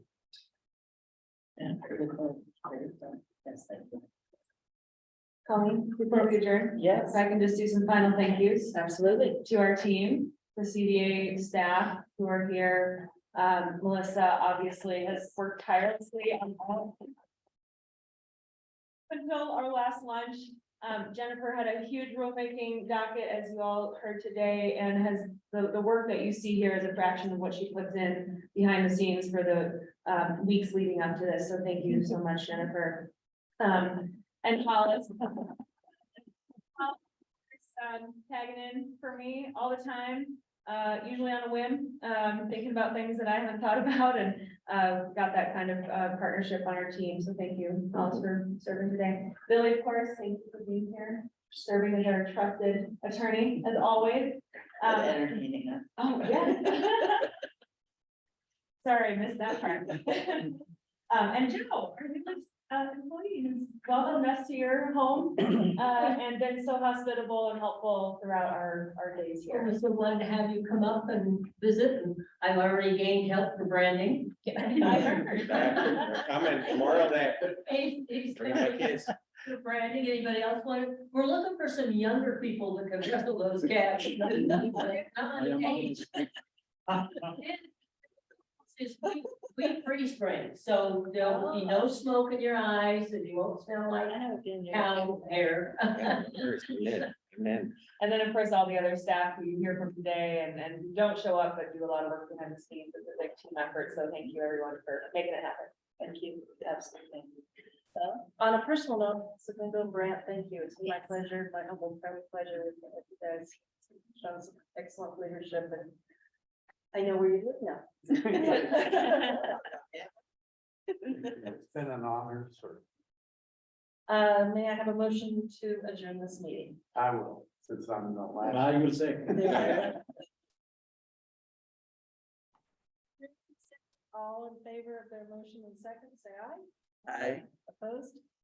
Motion adjourned, meeting adjourned. Thank you so much. So enjoy lunch, safe travels, and And it's free.